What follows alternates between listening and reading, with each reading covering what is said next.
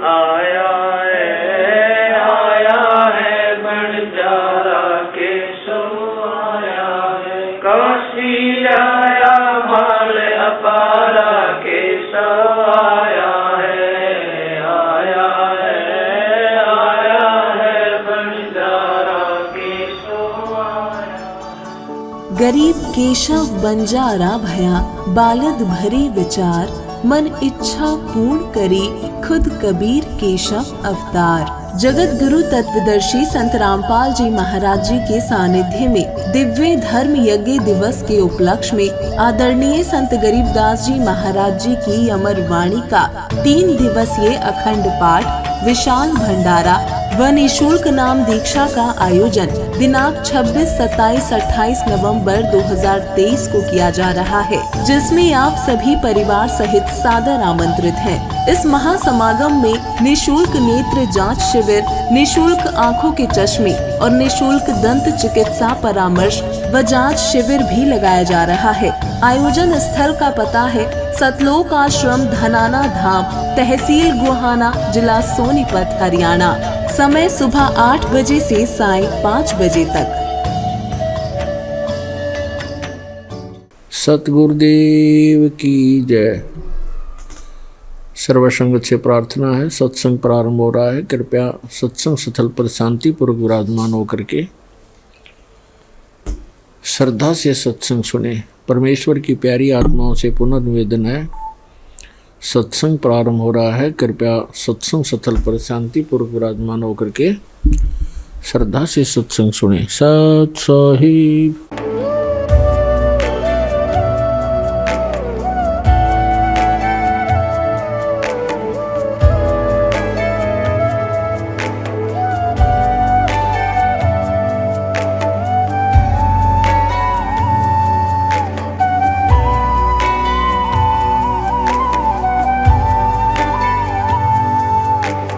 जब लग गुरु मिले न साचा, तब लग गुरु करो 10 पांचा।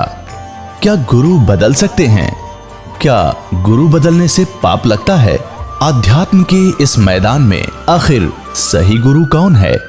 गीता जी में वर्णित तत्वदर्शी संत कौन है?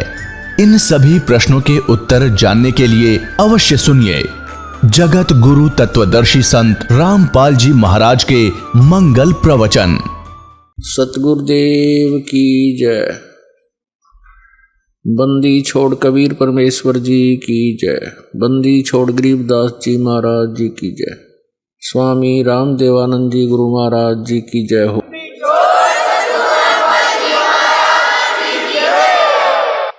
गरीब नमो नमो सतपुरुष को नमस्कार गुरु की नहीं। सुर नर मुनि जन साधुआं संतों सर्वस्ती नहीं। सतगुरु साहेब संत सब डंडो तुम प्रणाम। आगे पीछे मध्य हुए तिनको जा कुर्बान। नराकार निर्विषम काल जाल वैभंजनम निर्लेपम निज निर्गुणम अकल अनुपवेशोन्दनम। सोहम सुरति समापतम सकल समाना निर्तलय उज्ज्वल हिरंबर हरदमम बेपरवाह अथा है। वार पार नहीं मध्यतम गरीब जो सुमर सिद्ध होई। गणनायक गलता ना करो अनुग्रह सोई। पारस पद परवाना आदि गणेश मनाऊं। गणनायक देवन देवा चरण कमल लाऊं। आदंत करूं सेवा परम शक्ति संगीतम रिद्धि सिद्धि दाता सोई। अवगत गुण अतीतम सत्य पुरुष निर्मोही। जगदम्बा जगदीशम मंगल रूप मुरारी। तन मन अर्पों शीसम भक्ति मुक्ति भंडारी। सुर नर मुनि जन ध्यावे ब्रह्मा विष्णु महेशा। शेष शेष मुख गावे हैं पूज्य आदि गणेशा। इंद्र कुबेर सरीखा वरुण धर्म राय ध्यावे। समर्थ जीवन जी का मन इच्छा फल पावे। 33 कोटि आधारा जावे 88, उतरे बहुजल पारा कट है यम की फांसी। 33 कोटि आधारा जावे 88, उतरे बहुजल पारा कट है यम की फांसी। ब्रह्म पिता परमात्मा पूर्ण ब्रह्म सारी सृष्टि के रचनहार कबीर परमेश्वर जी ये असंग ब्रह्मांड के स्वामी हैं। ये वही परमात्मा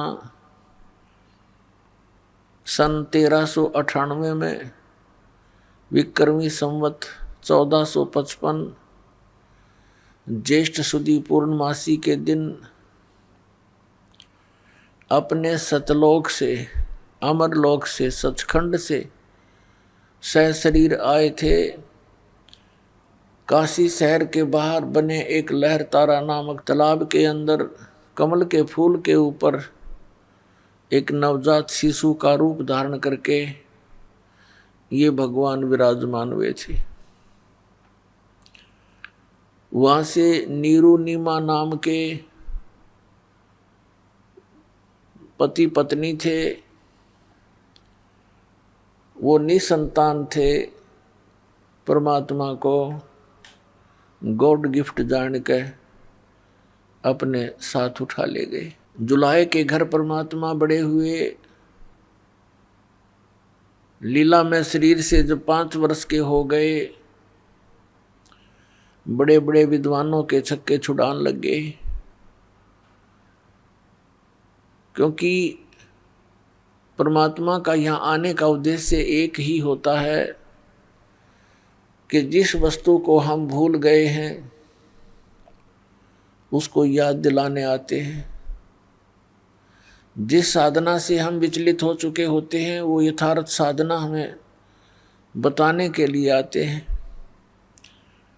और उसी परमात्मा की महिमा ये चारों वेद कहते हैं, सुनाते हैं। इनमें वर्णित जो विवरण है वो कबीर परमेश्वर की महिमा का वर्णन है। जैसा कि आप जी को कल रात्रि के सत्संग में सुनाया और दिखाए थे पवित्र वेद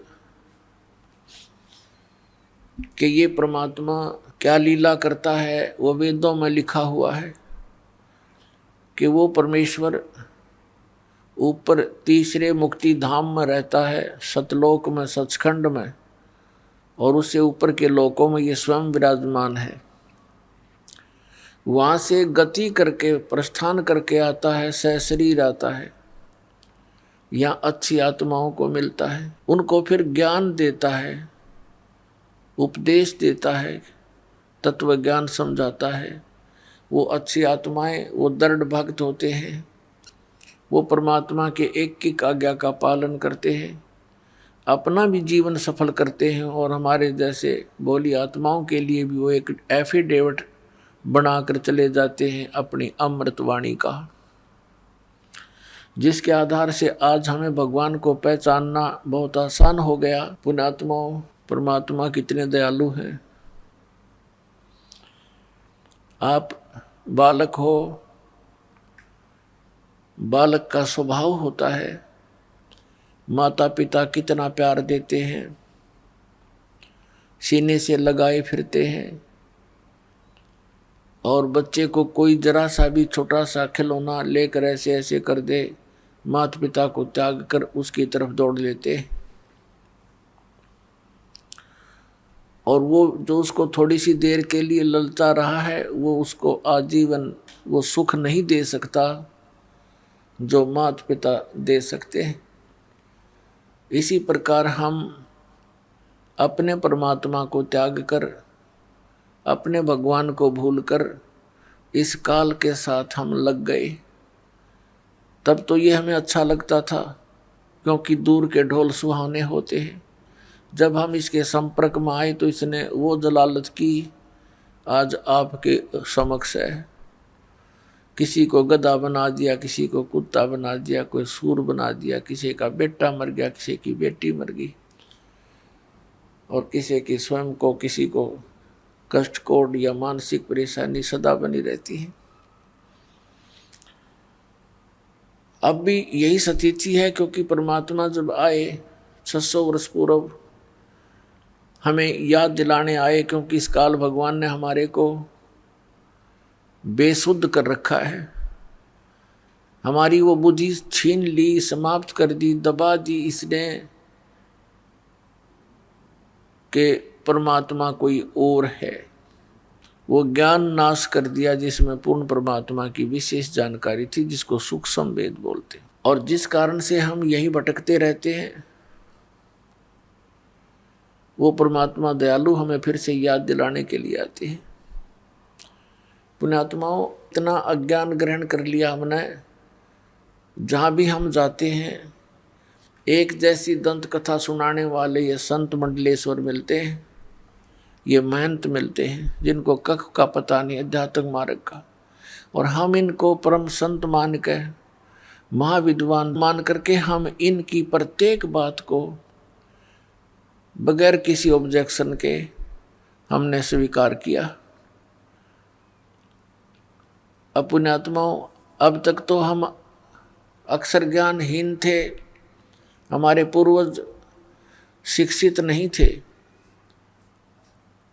और जिस कारण से हम यहीं भटक रहे हैं। परमात्मा ने ये शिक्षा इसलिए प्रदान की है कि आप भगवान को पहचान सकें, और सदग्रंथों में जो लिखी परमात्मा की महिमा है उसको जानकर दृढ़ निश्चय कर सके कि सचमुच हम जो कर रहे हैं ये सही है, और भगवान कबीर है, परमेश्वर कबीर जी ही अल्लाह हैं, गॉड हैं, रब हैं। वास्तव में यही परमात्मा है, सर्व सृष्टि रचनहार, और यही मोक्ष देते हैं। यही हमारे पाप कर्मों का नाश करके इस जीवन में भी हमें सुख प्रदान कर सकते हैं। अन्य कोई परमात्मा, कोई इष्ट, कोई देव हमारे जीवन में आने वाले संकटों का वो निवारण नहीं कर सकते। जब तक हम सत्संग में नहीं आते, हम गोबर के भूंड हैं। आपने देखा होगा, काले काले भूंड होते हैं, मोटे मोटे, इसे मोटे मोटे। खेतों में पशु गोबर कर देते थे, और वो क्या करते हैं, दोनों पति पत्नी, वो भूंड और भूंडनी, वो क्या करते हैं, गोबर लेते हैं, उसके ऊपर रेत लपेटते हैं, कहीं कोई देख ना ले इसना और छीन ले जाता रहता है, और फिर उनको धक्का धक्का के उसने अपने बिल में ठोक लेते हैं, सुरक्षित संग्रह करते हैं, कदे कहीं फिर मिल रहा है कोई ना, ये गोबर है। और जब उसको लेकर चलते हैं, उस गोली के ऊपर के कदे ऊपर पड़े, कदे तले पड़े, और उसको ढोते ढोते मनमाने किसी पशु के पैर के नीचे आके उनका दोनों का कचूमर निकल जाता है। सारा जीवन खो दिया गोबर इकट्ठा करने में, 1 मिनट में मर गया, गोबर खा भी ना सके वे। तो ऐसे ही परमात्मा ने कहा, ये माया पुजारी जीव हैं, ये कलयुग के लोग, और इनको ये भोग भी नहीं सके, इनको यही भी होग। और एक भूंड यानी भौरा, वो भी भूंड होता है, वो जाता था बाग में, उसने देखा कि ये दोनों मेरे सजाती मित्र पति पत्नी सारा दिन ये इस काम में लगे रहते हैं, सारा जीवन व्यर्थ कर देते हैं, और ये गोबर धरा धरा रह जाता है, ये मर जाते हैं। उनसे समझाने की चेष्टा की कि भाई मेरे साथ बाग में चला करो, वहाँ बड़े आनंद हैं, अच्छा आहार है, बड़े फल लगे हैं, सुगंधित फूल हैं। अब वो क्या कहते दोनों कि भाई तू हमारा टाइम वेस्ट मत करा करे, हमने काम बहुत से, तू है ठाली आदमी, बेला आदमी, तेने काम कोई है नहीं, बाग में धक्के खान जाओ, नाश हो जा हमारा, जब बाग में जाएंगे तो ये गोबर कौन ढोएगा, कौन इकट्ठा करेगा। अब वो चला गया कि ये तो भाई नाराज हो गए। कुछ दिन के बाद फिर ही मच्छी करके उनसे फिर चर्चा की। उस दिन उन्होंने कुछ थोड़ी देर ज़्यादा समय तक सुनने की चेष्टा की, फिर भी लास्ट में ये कह दिया भी नहीं, हमें टाइम नहीं है, फुर्सत नहीं। अपना आत्माओं, एक भगत सत्संग में आया करता, सत्संग ले रखा था, और उसका मित्र था खास, उसने वो सत्संग ग्रहण नहीं किया, भगवान की भक्ति नहीं करता था। तो उसके पास जाता था मित्र, आप नाम लो, भगवान की भक्ति करो, चलो मेरे साथ सत्संग में। तो वो भी ये कहता था कि भाई मेरे पास टाइम नहीं, छोटे छोटे बच्चे हैं, तेरा तो दिमाग खराब हो गया, तूने तो अपना नाश करना है, तीसरे दिन भाग जा सत्संग में। कोई बात हुई। फिर वो मित्र फिर कुछ देर बाद जाता, क्योंकि उसको पता था कि वो गोबर ढो रहा है उन बूंदों की तरह। और वो कहता भाई फुर्सत नहीं, और बात बता तू, इसने छोड़ टॉपिक ने। एक दिन उसकी मृत्यु होगी, छोटे छोटे बच्चे थे, कटगी टिकट ये कौन सा पटा लिखवा रखे, मराए को नहीं 100 साल तक। अब सभी उठाकर ले जा रहे हैं, कोई लकड़ी ले जा रहा है, कोई पीछे पीछे जा रहा है, बोल रहे हैं राम नाम सत्य है, सत्य बोलो गत है। उसका मित्र कहता आज भाई को फुर्सत है।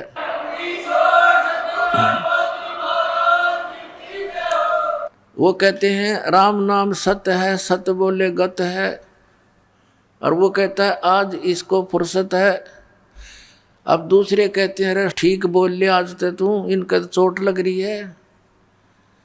उसने कहा तो इससे ठीक मैं बोल भी नहीं सकता, इससे ठीक और क्या बोलूं, आज इसने पूरी फुर्सत होगी, जब तक इसने 1-2 दिन का टाइम नहीं था मेरे साथ चलन का। अरे भी गया कति काम तय।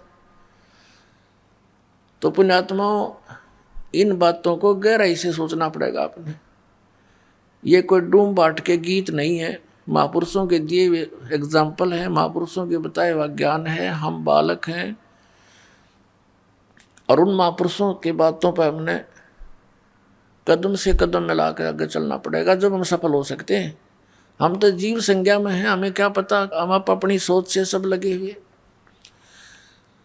उधर से एक दिन फिर वो भूंड उनके पास आ गया। अब वो दोनों छोड़ के उस गोली ने, वो गोबर की ने बैठ गए। वो कहने लगे भाई एक बात बता, आप यहाँ आते हो ना, चर्चा करते हो बाग की, तो हमें आनंद बहुत आता है, और आपके अंदर से महक आने लगी हमें। अब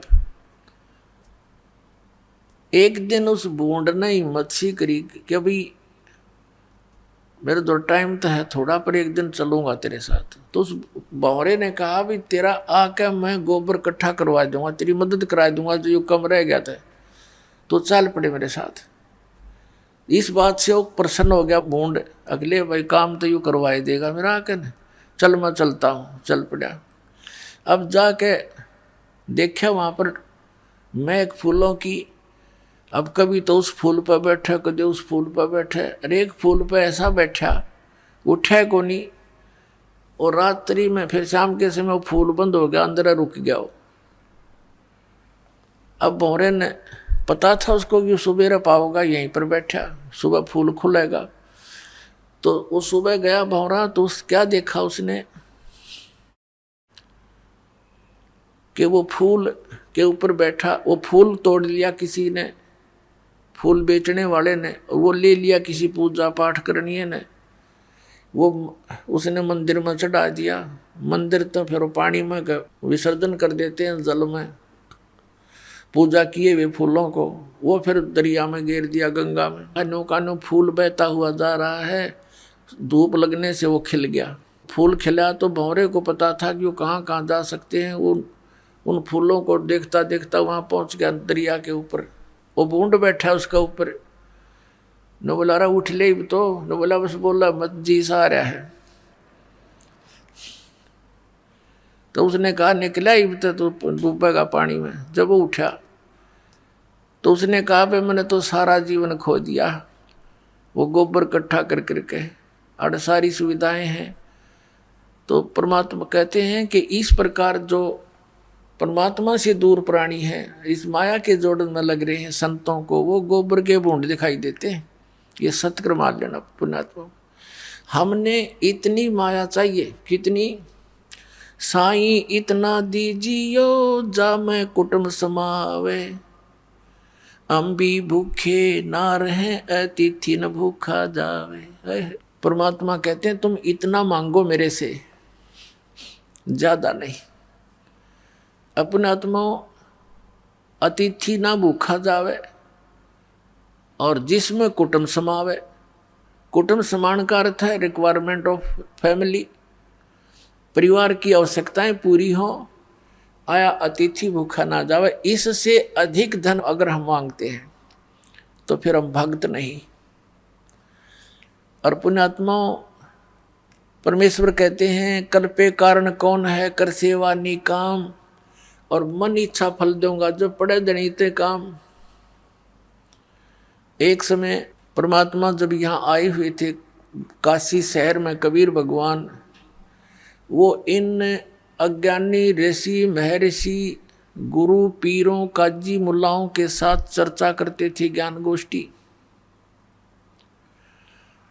और उनके पास कोई जवाब नहीं होता था। वो सारे चिंगर जाया करते, फड़क जाते और कहते ये कबीर झूठा है, कपटी है। उन्होंने बहुत कोशिश की, बहुत तरह उनको यातनाएं दी, मारने की चेष्टा की। परमात्मा को मारने के लिए भेजे। एक शेख तकी नाम के पीर ने गुंडे भेज दिए तलवार लेकर। परमात्मा अपनी झोंपड़ी में सो रहे थे, साथ में शेख तकी भी था। शेख तकी ने कहा इसको टुकड़े टुकड़े कर दो। गुंडे ऐसे तलवार मारे परमात्मा के शरीर में, आर पार निकल जा, फिर मारे आर पार निकल जा। उन्हें कई जगह से टुकड़े टुकड़े करने की चेष्टा की और तलवार निकलते शरीर उसाए हो जाए, नो का नो एज इट इज। तब उन्हें अपनी तरफ से न सोच लिया ना, मार दिए तो परमात्मा खड़े हो गए।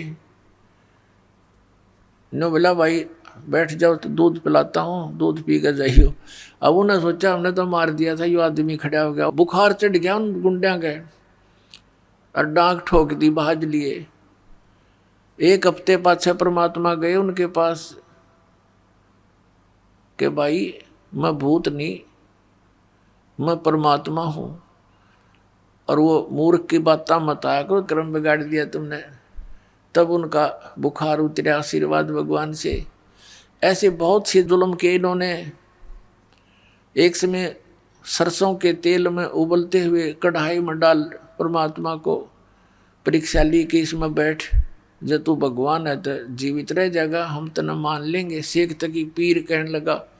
साथ में वो दूसरे गुरु जैसे ब्राह्मण लोग थे, ऋषि थे, वो भी दुखी थे भगवान के सच्चे ज्ञान थे। तो वहाँ उबलते तेल के सरसों के कढ़ाई में परमात्मा बैठ गए। उन्हें कहा या तो बैठना, हम तो पटकेंगे इसके में ठाक है। परमात्मा बोले ये कष्ट भी क्यों दूं आपको, मैं आप ही बैठ जाता हूँ। परमात्मा उबलते हुए सरसों के तेल के कढ़ाई में बैठ गए। गर्दन बाहर दिखाई देती, शेष शरीर अंदर है। अब सिकंदर लोधी दिल्ली का बादशाह भी वहां पर विद्यमान है। हजारों की संख्या में दर्शक खड़े हैं। जब परमात्मा डूबे नहीं, जले नहीं, मरे नहीं, शेख तकी हैरान हो गया। उसने कहा कि राजन, इसने तेल की तासीर ठंडी कर दी जंतर मंतर करके। तो राजा ने सोचा लट चेक कर लूं, यूं उंगली डालनी चाहिए। परमात्मा ने कहा राजन इसमें उंगली ना दिए, इस नालायक के कहते इसकी ना विरा कितना फारेनहाइट है, यो बहुत गर्म है, और इसमें उंगली मत देना। लेकिन राजा के ना जच्ची, जब गुरुजी ना जलते कबीर साहब तो मेरे के बिजली पड़ेगी एक उंगली में। वो नटते नटते उंगली दे दी। जितनी उंगली तेल में गई थी उतनी कटके दूर होगी, अंदर निशान भी नहीं पाया उसका, और मूर्छित हो गया राजा। फिर राजा के चारों तरफ घूम गए उसके नौकर, पानी के छींटे छाटे मार के एक बेहोश में लाए। फिर पीड़ा इतनी थी वो फिर बेहोश हो गया। तब परमात्मा निकल कर आए तेल के वासे बाहर और पकड़ के उंगली को सीधा पूरा कर दिया। वह कटी हुई नहीं रही। जब उसकी पीड़ा मिटी, बोलो सतगुरुदेव।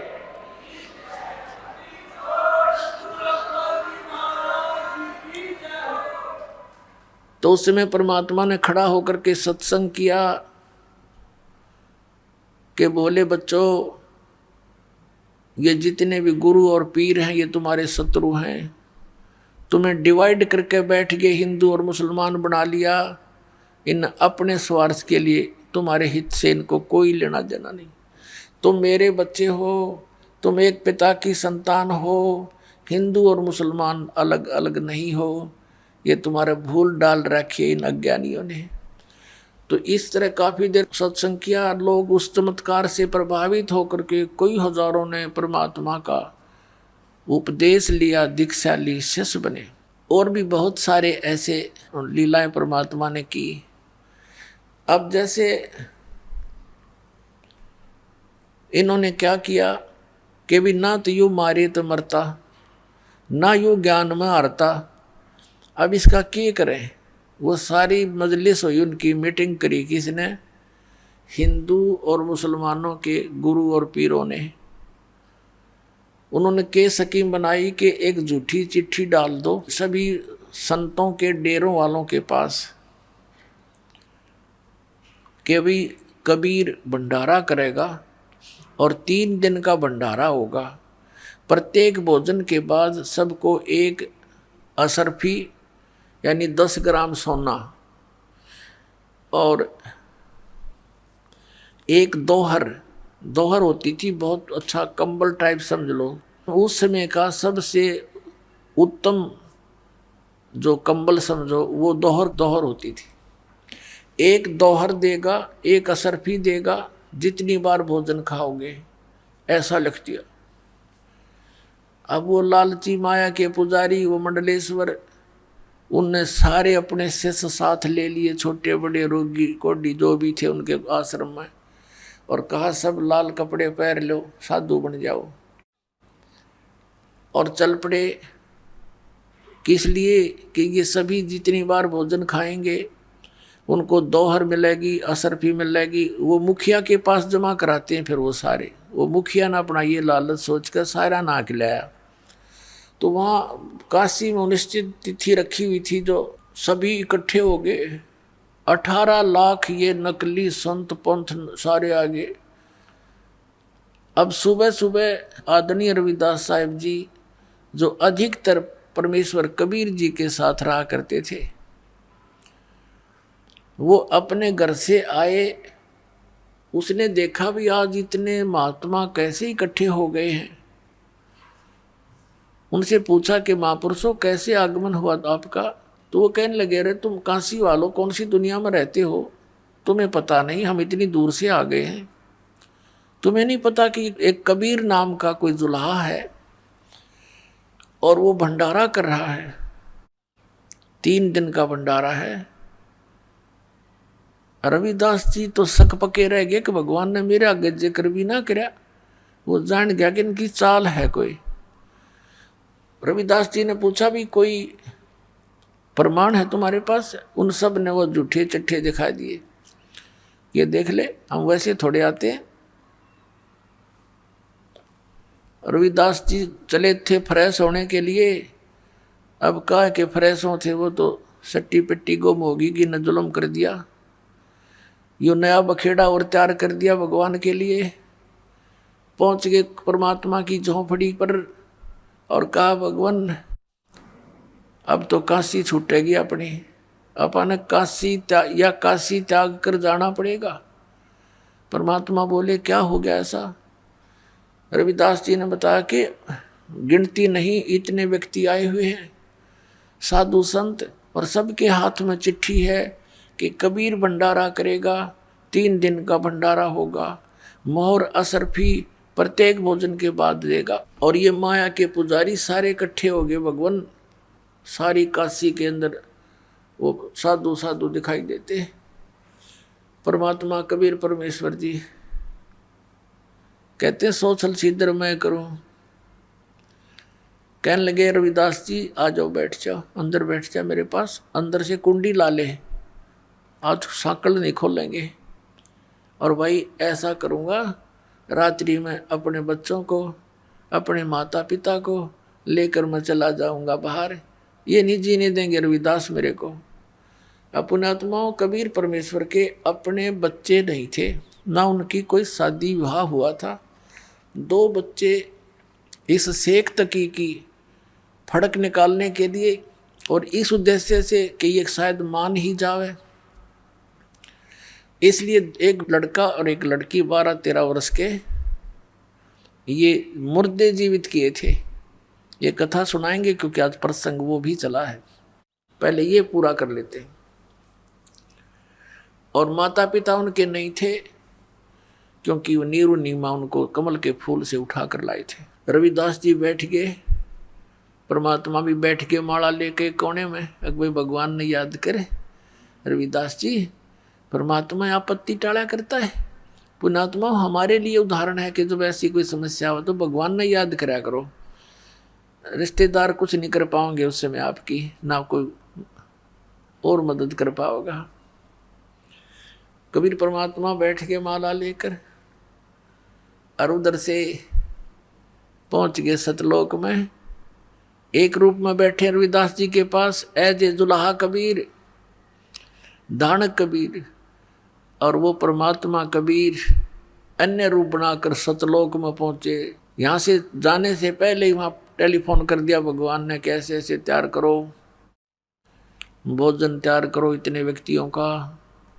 जब परमात्मा वहाँ पहुंचे सतलोक में, उसी समय कहा कि हे भगवान आपके आदेश अनुसार ये सब तैयार कर रखे हैं और ले चलो, हम भी साथ चलते हैं आपके। 9 लाख बैल बनाए परमात्मा ने उन्हीं ऊपर की आत्माओं के, और उनके ऊपर जैसे गधे पर बोरा रखते हैं थैला, उसमें सामान रख देते हैं।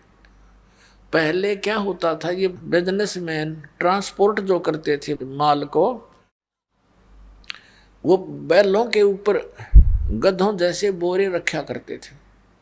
उनके अंदर वो सामान, जैसे किसी मंडी से शक्कर ले ली और दूसरी में जा बेची, वहाँ से कणक ले ली, वो तीसरी में ला बेची, और सैकड़ों हजारों की संख्या में 200, 400 बैलों के ऊपर एक टाइम में ट्रांसपोर्ट करते थे। उनको बंजारे बोला करते थे, बिजनेसमैन बंजारे जो बनज करते थे। तो उसी तरह के एक बंजारे का रूप धारण किया परमात्मा ने, केशव नाम धर लिया अपना, अन्य रूप बनाया। एक सिद्धि बहुचोल्य धार है, एक सिद्धि है जो बहुत शरीर बना सकती है।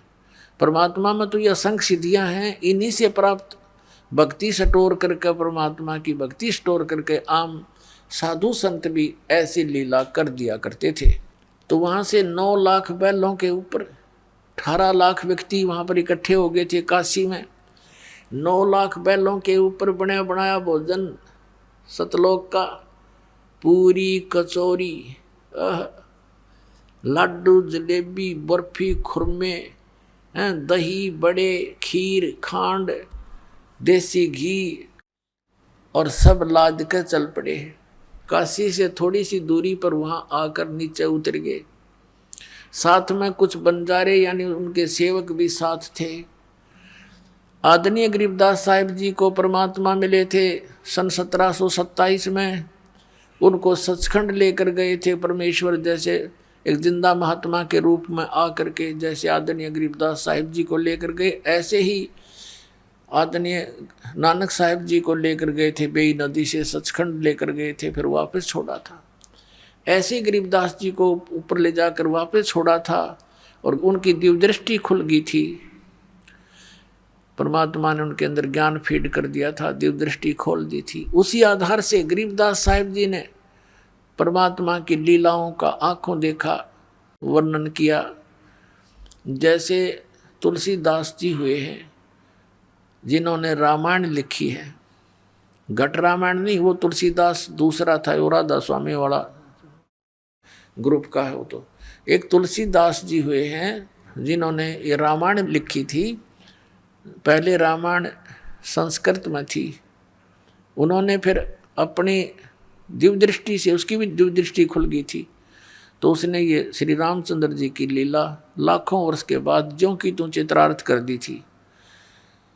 तो इस दिव्य दृष्टि की भी रेंज होती है, जैसे सूक्ष्मदर्शी होती है, उस सूक्ष्मदर्शी यानी दूरबीन की भी रेंज होती है। तो गरीबदास जी की जो सूक्ष्मदर्शी यानी दिव्य दृष्टि थी, वो तुलसीदास की दिव्य दृष्टि से प्रबल थी। तो ऐसे गरीबदास जी ने फिर परमात्मा की आंखों देखा हाल बताया है।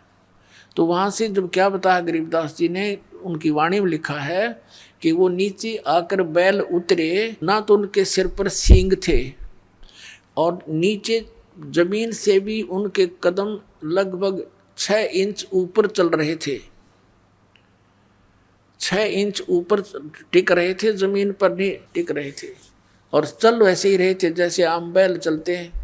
और वो दिखाई केवल उन्हीं को देते थे कि ये जमीन पर पैर नहीं रखे इनके, जिनको कुछ आध्यात्मिक उनकी दृष्टि काम करती थी। तो वहाँ आकर के काशी के चौपड़ के बाजार में मेन स्थान तो वहाँ बना लिया, अपना स्टोर भंडारे का जो सामान था, और बाकी टेंट लगा दिए बहुत लंबे चौड़े, कई टेंट लगा दिए। फिर उन टेंटों के अंदर भंडारा शुरू कर दिया, टेंटों से बाहर टेंटों में सामान डाल दिया और लोग आगे भाई रोटी खाने लगे हो तो भंडारा शुरू कर दिया। 18 लाख आदमी और साथ में वो सतलोक से आए हुए हंस, ये राधा स्वामी वाले ठेकेदारी ले रहे हैं सतलोक की, इनका का पता नहीं, क्योंकि वहाँ तो प्रकाश ही प्रकाश है, नूर ही नूर है, वहाँ भगवान है ही नहीं। वहाँ गई हुई जीवात्मा ऐसे समा जाती है उस परमात्मा में, प्रकाश में, जैसे बूंद समुद्र में है फूटे बाग हमारे। ऐसे गुरु मिले हमारे को नकली, वहाँ तो सारी व्यवस्था है, यहाँ से बहुत सुंदर आहार हैं वहाँ के। तो वो आहार सतलोक से लेकर आए भगवान ने, वहाँ भंडारा शुरू कर दिया। अब जो भी खावे परमात्मा का सतलोक का आहार उंगली चाटता ही रह जावे। 2 रोटी खाने वाला भी 6 रोटी खावे, इतना स्वाद लगा, गेला डाइजेस्ट हो जावे, क्योंकि भगवान का अमृत आहार। तो वहाँ तो प्रोसीजर चल पड़ा खाने का, और साथ में 2 रसर पी दे तुरंत, वो केसो रूप में आगे परमात्मा। और उन सब को भोजन खाकर आवे भाई इधर से आ जाना, वो उठावे एक दोहर एक असर पी ले भाई, 2 रसर पी ले भाई, चलते रहो।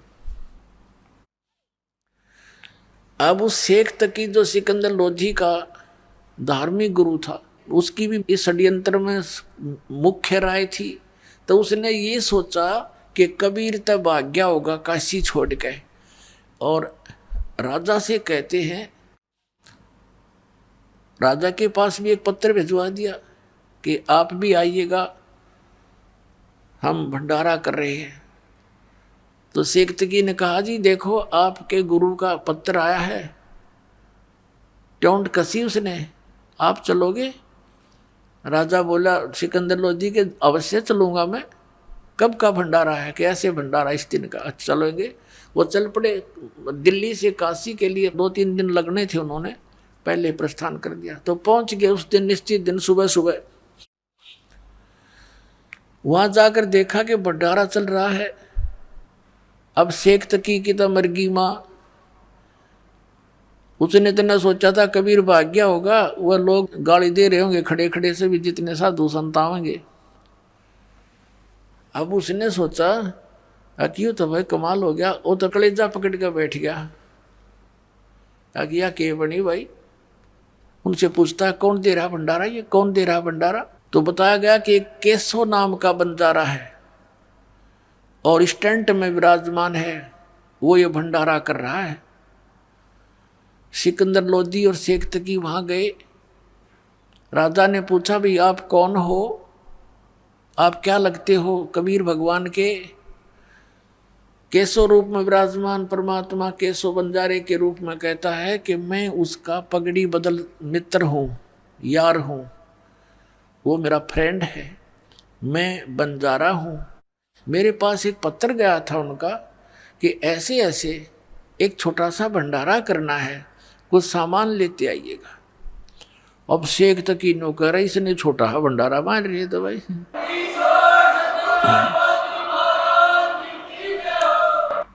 उस मंदबुद्धि ने न्यू ना सोची, जो सारी सृष्टि को पालन कर रहा है उसके लिए तो भंडारा छोटा ऐसा है। ये 18 लाख आदमी और वो पूरे विश्व के असंख्य ब्रह्मांडों का पालन पोषण करने वाला, उसके लिए के भंडारा यूँ जैसे 1000 मन गेहूँ हो किसी के पास और एक मुट्ठी उठाकर डाल दिए चींटियों के बिल पे, उन्नत 1 साल बहुत है। वह 1 वर्ष उस पूरी चिट्ठियों के बिल करोड़ों अरबों पुरानियों को 1 वर्ष, और उसका बाकी सामान्यों का नहीं रहेगा। तो ऐसा समझो समर्थ कबीर भगवान को, हमारे लिए तो एक मुट्ठी घेर देना पूरा 21 ब्रह्मांड सारे 100 साल तक छके रहे ये, लेकिन हमारे से कर्म तक कोई ना जो हमारे लिए कुछ कर दे।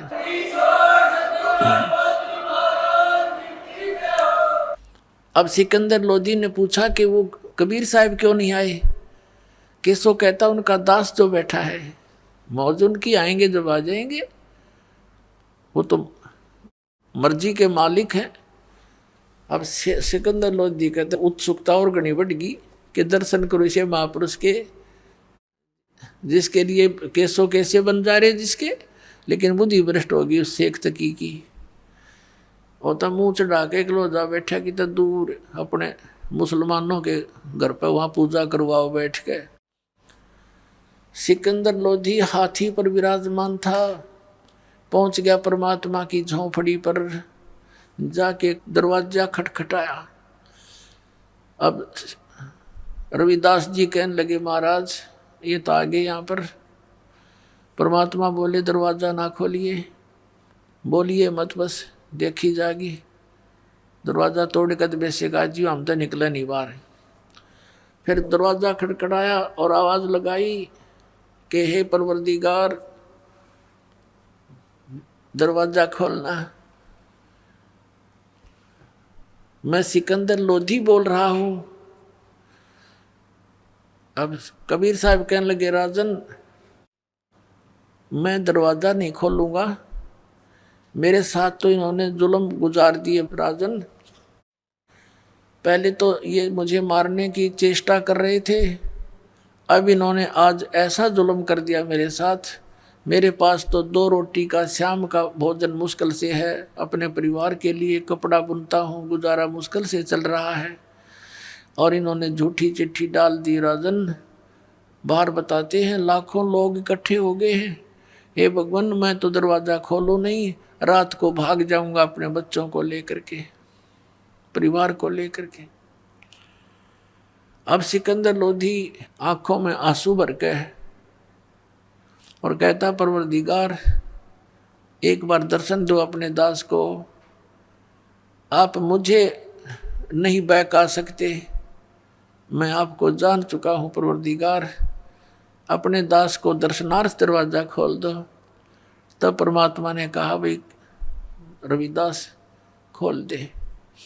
रविदास जी ने सांकल खोल दी, दंडवत प्रणाम की सिकंदर लोधी दिल्ली के बादशाह ने मुकुट समेत परमात्मा के चरणों में, और कहा परवरदिगार आपकी जय जयकार हो रही है, आपने भंडारा लगा रखा भगवान, आप हमेशा ऐसी लीला करते हो, आप स्वयं परवरदिगार हो, आप अल्लाह का रूप हो। आप देखो तो चलकर भगवान वहाँ पर कैसा भंडारा लगा रखा है, सब भोजन खा रहे हैं और ये पूछ रहे हैं कि ऐसा भंडारा देने वाले वो महापुरुष कौन है, उनके दर्शन तो कर लें इसे पुण्यकर्मी प्राणी के। वो तो आपको प्राणी समझें, लेकिन आप हमारे जानी जान भगवान हो परमात्मा, आपके दर्शनाभिलाषी वहाँ आपके इंतजार कर रहे हैं, आप चलो मेरे मालिक। तब परमात्मा ने कहा कि चलो भाई चलते हैं। आसमान से एक मुकुट आया, मनोहर मुकुट सुंदर, और परमात्मा के सिर पे रखा गया। और परमात्मा ज्यों ही झोंपड़ी से बाहर निकले, आसमान से फूल बरसने लगे कबीर परमात्मा के ऊपर, सतलोक से आकर के फूल बरसने लगे। रविदास जी चमर करते हुए साथ साथ चले। तब सिकंदर लोधी ने कहा कि रविदास जी यह सेवा दास को दे दो, आप तो नित्य ही करते हो इनकी सेवा। रविदास जी ने वो चमर राजा सिकंदर लोधी को दे दिया। परमात्मा को सिकंदर लोधी ने हाथी की अंबारी पर बैठाया, साथ में रविदास जी को, पूज्य परमेश्वर कबीर जी को हाथी की अंबारी होती थी, एक कक्ष बनाया जाता था, रूम, उसको अंबारी कहते थे, और उसके सब दरवाजे खोल दिए, गेट खोल दिए।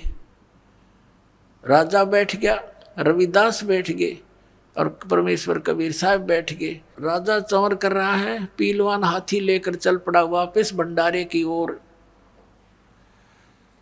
लोग देख रहे हैं, काशी के लोगों से पूछ रहे हैं, वो भोजन करने वाले काशी वाले भी वहीं जी में रहे हैं सारे, पूछ रहे हैं कि कौन है ये, कौन है हाथी पर? कि एक तो राजा बैठा है, एक कबीर साहब बैठे हैं, कबीर जुलाहा धानक, जिसके ऊपर राजा चंवर कर रहा है, ये है वो कबीर जो भंडारा किया है जिसने। तो उन्होंने कहा ओहो अच्छा, ये है वो महापुरुष, ये है वो महानात्मा। तो सारे भंडारे में घूम कर सबको दर्शन दे के वापस आ रहे थे। जिस टेंट में वो केशव रूप में परमात्मा विराजमान थे, वहां से एक बंजारा गया। उसने करबद्ध होकर प्रार्थना की कि हे भगवान, आपको आपका दोस्त, आपका मित्र केशव याद कर रहा है। परमात्मा हाथी से तुरंत नीचे उतरे, राजा और रविदास जी भी साथ साथ आ गए। और जो ही उस टेंट में प्रवेश किया परमात्मा ने, जिसमें केशव विराजमान था अलग तख्त पर, उसी समय क्या देख रहे हैं, राजा भी देख रहा है और भी देख रहे हैं कि तुरंत एक तख्त बिछ गया अपने आप मिनटों में। उसके ऊपर कपड़े जैसे आप फिल्मों में देखते हैं कंप्यूटर में बनते चले लग रहे हैं, वहाँ ऐसे हो रहा है, ऐसे बढ़िया रेशमी से उसके ऊपर वस्त्र बिछ के किनारीदार चारों तरफ सुंदर, और वहाँ परमात्मा बैठ गए जच के उस तख्त के बीच में। और टेंट को चारों तरफ से उठवा दिया, खुला करा दिया, चारों तरफ की उसकी कनात हटवा दी। अब वहाँ 8 पैर तक यानी 24 घंटे तक वहाँ सत्संग किया परमात्मा ने। केशव रूप में स्वयं विराजमान है और दुल्हा धानक कबीर रूप में आप विराजमान है। केशव रूप से प्रसन्न करते हैं कि आप यहाँ क्यों आ गए इसे गंदे लोक में, या आप इनका भला चाहते हो, ये आपका बुरा कर रहे हैं। हे भगवान, यहाँ तो कभी अकाल गिर रहा है, कोई सुंदर बाग बगीचे भी नहीं है, कोई सुंदर यहाँ का वातावरण भी नहीं है, आप इसे गंदे लोक में क्यों आ गए अपने सतलोक सचखंड ने छोड़कर भगवान। तब परमात्मा कहते हैं केशव, ऊंची आवाज में सुना के बड़ी मार्मिक आवाज में कहते हैं केशव, मेरे दर्द से तू परिचित नहीं है। ये सब मेरे बच्चे हैं, जिनके बच्चे दुखी हो माता पिता कैसे चैन से रह सकते हैं। इनको अज्ञान से भर दिया इन नकली गुरुओं ने। यहाँ का भगवान काल है, ये इनको खाता है और ये सोच रहे हैं ये बड़ा अच्छा भगवान है, इसने यहाँ काजू किस्मत सेब संतरे ये दे रखे, आहार बढ़िया धरती पृथ्वी दे रखी है। और ये भूल जाते हैं कि इनके बच्चों को कौन मार रहा है, इनके माता पिता को कौन मार रहा है। ये तो इसने यहाँ पर ऐसे पाल रखे हैं जैसे कसाई बकरे पालता है केशव, जैसे कसाई बकरे पालता है उनके लिए सब सुविधा देता है। और वो बकरे समझते हैं, वो बकरियां समझती हैं कि ये हमारा दयालु मालिक है, हमारी कितनी केयर टेक करता है, हमारे लिए कितनी सुविधाएं दे रखी हैं। और जब वो कसाई आता है उन बकरों के अंदर झुंड में, वो उनको अपना मालिक जान करके उससे प्यार करते हैं, उसको चाटते हैं, वो हाथ लगाता है उसके शरीर पर, बकरों के शरीर पर, और बकरे उसको मुंह से चाटते हैं अच्छा व्यक्ति जान के। और वो ये देख रहा है इसमें मांस कितना हो गया, कै किलो का बिकेगा। पुण्यात्मा परमात्मा कहते हैं तब तो वो उनको मालिक दिखाई देता है जब वो सुविधाएं नजर आती हैं। और फिर जब ऑर्डर आता है 20-30 बकरों का, वो नहीं देखता किसका बेटा मरेगा, किसकी बेटी, किसकी माँ, वो नहीं पहचान करता। उसने तो मोटे मोटे छांट लेने हैं और जाके कटवा देने। भाई ऐसी स्थिति थी। आप यहाँ जहाँ रह रहे हो इस गंदे लोग का यू मालिक ज्योति निरंजन ये कसाई है और तुम्हें खाने के लिए रोके हुए। पुण्यात्माओं 24 घंटे तक परमात्मा नो सत्संग करते रहे।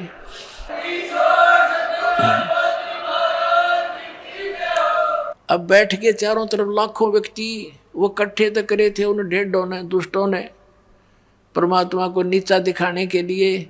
और वो परमात्मा के काम आगे उसके बच्चे इकट्ठे हो गए, क्योंकि जितने भी साधु संत महंत बने हैं, ऋषि गुरु बने हैं, ये बहुत अच्छी आत्मा होती है।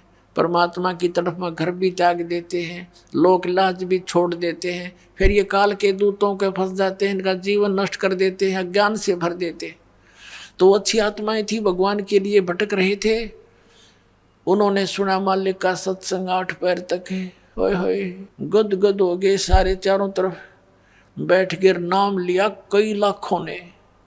इस प्रकार कबीर परमात्मा के 64 लाख शेष हो गए थे पुण्यात्मा उस समय, जिसमें भारतवर्ष कितना बड़ा था। अफगानिस्तान, बलोचिस्तान, पश्चिमी और पूर्वी पाकिस्तान, इराक, ईरान, गढ़, वो गजनी तक, ये सारा बलख बुखारे तक, इराक, ईरान तक, ये सारा भारतवर्ष था।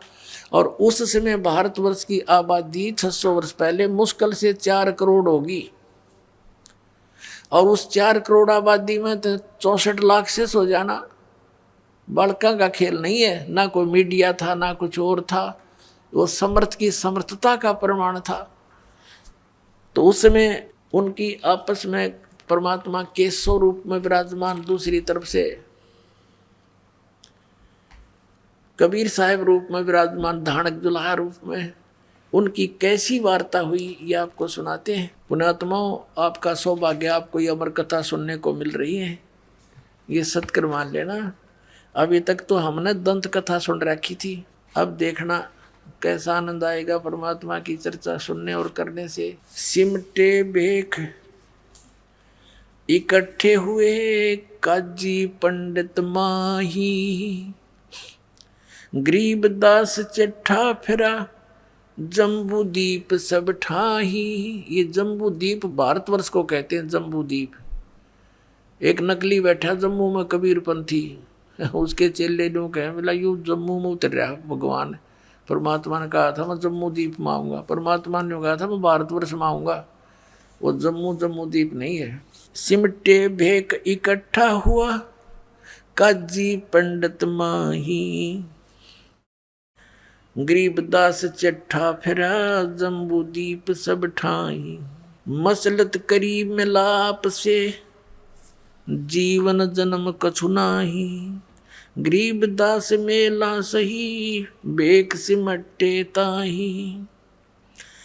सेतु बंद रामेश्वरम द्वारका गढ़ गिरनारी, गरीबदास मुल्तान मग ये आए भेख अपार। भेख माने साधु संतों के टोल आगे। हरिद्वार बद्री विनोद गंगा और केदार, गरीबदास पूरब सजे ना कुछ किया विचार। 18 लाख दफ्तर चढ़े अस्तल बंद मुकाम, गरीबदास अनाथ जीव और कहते उस धाम। बेख देख रविदास जी गए कबीरा पास, गरीबदास रे दास कहे छूटा काशी बास। लाए तार लौलीन होए रूप विहंगम माही, गरीबदास दुल्हा गया वो अगम पुरी नज ठाही। कहते हैं वो गरीबदास जी कह रहे हैं जिसको तुम धानक दुल्हा कहते थे वो परमात्मा थे। अपने निज स्थान पर सतलोक में, अगमपुरी में पहुंच गए, सतलोक में हरेक रूप में वहां बैठे हैं रविदास जी के साथ में। जहां बॉडी असंख्य सूर्य बंजारे और बैल, गरीबदास अवगत पूरी हुई काशी को सैल। वहां जब पहुंचे असंख्य बंजारे त्यार खड़े, असंख्य बॉडी बैल खड़े, तब परमात्मा से कहा कर जोड़ के आपको जितने चाहिए ले जाओ, भगवान तैयार कर दिया आपके आदेश से। कहते उसमें से 18 लाख ले और कुछ बच्चे साथ ले लिए सतलोक की आत्माएं। अब चलो मेरे साथ। जहाँ बॉडी असंख्य सूर्य बंजारे और बैल, गरीबदास अगमपुरी हुई काशी कुशेल। जर्द श्वेत और हरे नगे बॉडी भरी अनंत। गरीबदास ऐसे कहा लो कबीर भगवंत। अनंत कोट बालद सजी तास लई 9 लाख। गरीबदास के 100 कला एक पलक पुर झांके। ये ओखा की खंजूस पूरे अंजल का अधिकार। गरीबदास ऐसे कहा सुन तू सिरजनहार। अब परमेश्वर कबीर साहब को वहाँ पर कहा, वहाँ की देव आत्माओं ने कि परमात्मा आप जहाँ गए हो वो तो खाकी खंजूस स्थान है, लोक है, जहाँ समय पर टूक भी ना मिलता, सारे उम्र लगे रहते हैं, रोटी भी ना चलती उनकी। और ले जाओ दाता, आपके आदेश से हम ना जितने चाहिए उतने ले जाओ। तो कहते हैं उनमें से 9 लाख लेकर के भगवान चले।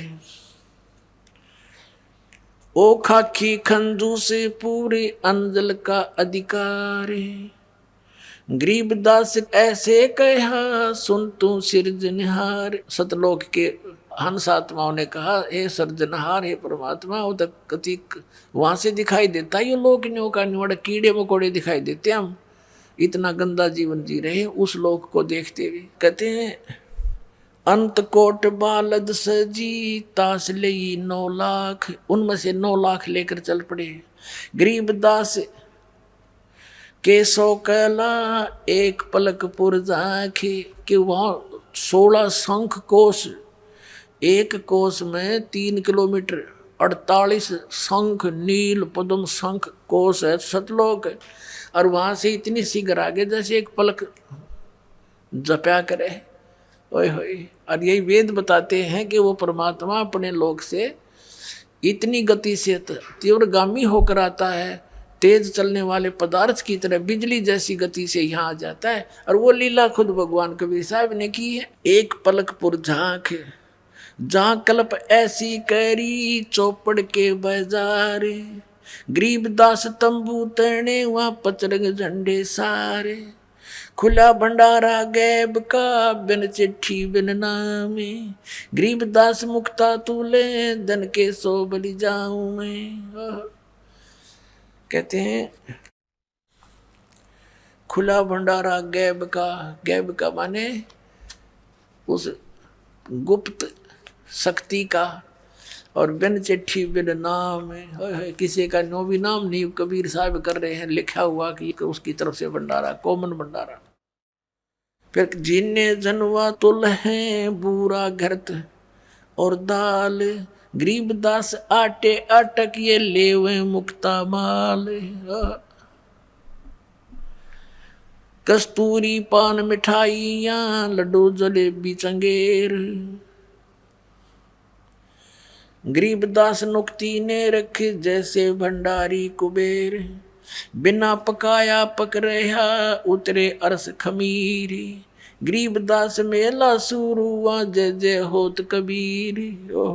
परमात्मा के बारे में गरीबदास साहब कह रहे हैं कि बिना पकाया पक रहा, अपने आप बगैर किसी अंगीठी भट्ठी कुछ नहीं थी, ताजा बनता दिखे वहाँ सारा सामान, लड्डू जलेबी। बिना पकाया पक रहा उतरे अरस खमीर। गरीबदास मेला शुरू जय जय होत कबीर। कबीर साहब की जो जयकार कर रहे हैं, खाना खा रहे हैं, मोहन भोजन पा रहे हैं। सकल संप्रदा तृप्ति 3 दिन जोनार। गरीबदास सठ दर्शनम सीधे गंज अपार। बताओ आप तो इतने बेईमान हैं बिना ज्ञान के। कहते हैं 3 दिन तक ये भंडारा चला और सभी तृप्त कर दिए। और कई ये बेईमान संत कहा सीधा दो, हमें सीधा भी दो, हमारे 2 नहीं आ पाए, सीधा दो उसका। उसके लिए क्या होता है, आटा घी खांड और वो न्यारे तो ले जाओ बेईमानो, हाड़ के भगवान के घर में काटा है। फिर क्या बताते हैं, शाह सिकंदर को सुनी धन कबीर बलि जाऊं मैं। गरीबदास में ले चलो मम हृदय दर पाऊं। सिकंदर लोधी जब वहाँ गया, भगवान से वार्ता की, वो कैसे चित्रार्थ की आदरणीय गरीबदास साहिब जी ने। शाह सिकंदर को सुनी धन कबीर बल जाऊं, गरीबदास मेले चलो मम हृदय धर पाओ। अब सिकंदर लोधी कहता है कि भगवान एक बार चलो उस मेले को देखो, आपकी जय जयकार हो रही है, आपने कितने रंग ला रखे हैं, और मेरी छाती पर पांव धर कर चालो मेरे दाता, आज मुझे आप इतने आदरणीय महसूस हो रहे हो, आपने कैसे रंग लगा रखे हैं। उनको पता था सिकंदर को कि शेख तकी के बोए बीज हैं, और बहुत समझाता था कि शेख तकी तो कर्म ना बिगाड़े, और वो दूना मरोड़ी खा जाता और कति नाराज हो जाता, कई दिन मुंह तो नहीं बोलता। सिकंदर तो राजा से उसका पीर, इतना नालायक आदमी था, थोड़ी सी प्रभुता पाके कहे कबीर सुन साहा तू ये भेख बिगाड़ा काम, गरीबदास कैसे चलूं मो गठरी नहीं दाम है। अब परमात्मा कबीर परमेश्वर जी सिकंदर लोधी से अपनी व्यवस्था बता रहे हैं, लीला दिखा रहे हैं कि कैसे चलूं उस मेले में, मेरे पास पैसे तो है ही नहीं, नहीं काशी में सा कोई मोहे उधारा देत, गरीबदास ताना तनु जब कुणबे की सुध लेत, मैं आधीन निकट हूँ उधर बरनी मोहे, गरीबदास माता दुखी और मोमन है छोए। अब परमात्मा परमेश्वर कबीर जी पुण्यात्माओं हमारे लिए कितने भटक रहे हैं, और हम उनको ना पहचान कर यहाँ दुख पा रहे हैं। अब क्या बताते हैं, सिकंदर लोधी ने जब ये कहा कि भगवान आप चलो एक बार, तो परमात्मा कहते हैं कि बनारस के अंदर मेरा कोई ऐसा मित्र, ऐसा कोई सेठ नहीं जो मुझे उधार दे दे, क्यों मैं गरीब व्यक्ति हूँ, मेरे पास ऐसा धन भी नहीं जो गिरवे रख दूँ, और सारा दिन कपड़ा बुनता हूँ, और कपड़ा बुनकर जो भी कुछ मिल जाता उससे अपने परिवार का पोषण करता हूँ। मैं अधीन अनिकट हूँ उधर भरह ना मोहे, और गरीबदास माता दुखी और मोमुन है छोहे। कहते हैं कि मेरी माता जो मुँह बोले माता पिता है, या भी मुझसे दुखी है कि तू कोई न कोई पंगा पाए रहता है, क्यों छेड़ा करे न भाई। और ये मोमिन यानी मेरे पिता रूप में जो मुसलमान नीरू है, ये भी गुस्से होता है, तू रोज पंगे पाए रहे, तने के बड़ी है कोई मरो चाहे जीव। तो परमात्मा उनको कहा करते मैं कैसे टिकूं, मैं कैसे चैन से बैठूं, ये सब मेरे बच्चे हैं। तो नीरू धमकाया करता तू दादा मत पाके, हमने जी लेने देर तू भी जी ले ढंग से, ये मार डालेंगे, ये कसाई लोग हैं।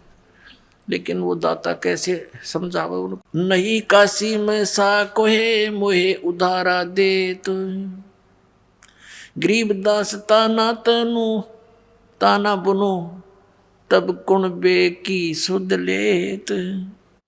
अब क्या कहते हैं सिकंदर लोधी, ए कबीर तुम अल्लाह हो पलक बीच परवाह, गरीबदास कर जोड़ कर ऐसे कहता सा, तुम दयाल दरवेश हो धर आए नर रूप, गरीबदास ऐसे कहे सहा सिकंदर भूप। उठे कबीर कर्म किया बरसे फूल आकाश, गरीबदास मेले चले वह चोर कर विदास, तीन एक चैंडोले में रे दास शाह कबीर, गरीबदास चौरा करे वो बादशाह बलबीर, मुकुट मनोहर बांध कर चढ़े फील कबीर, गरीबदास उस पूरी में कोई न धर है धीर, कैसो चले कबीर पर कबीर कष्ट क्यों कीन। कैसो रूप में बैठे थे दूसरे रूप में, और कैसो भगवान के पास आकर कहता है कि आपने क्यों कष्ट किया यहाँ मेले में आने का, आपका दास जो बैठा है। कैसो चले कबीर पर कबीर कष्ट क्यों कीन, गरीबदास हाथी चढ़े ये मेला देखन तीन, चौपड़ के बाजार फिर आए के सो पास, गरीबदास कुर्बान गदी अब क्या क्या कहूँ बिलास, पाट पटंबर बिछ गए वहाँ ऊपर हीरे लाल। गरीबदास साहब धड़ी बोला ये मुक्ता माल। हीरे लालों से जड़े हुए आसन बिछ गए परमात्मा के लिए, कबीर साहब के लिए टेंट में जब उपस्थित हुए।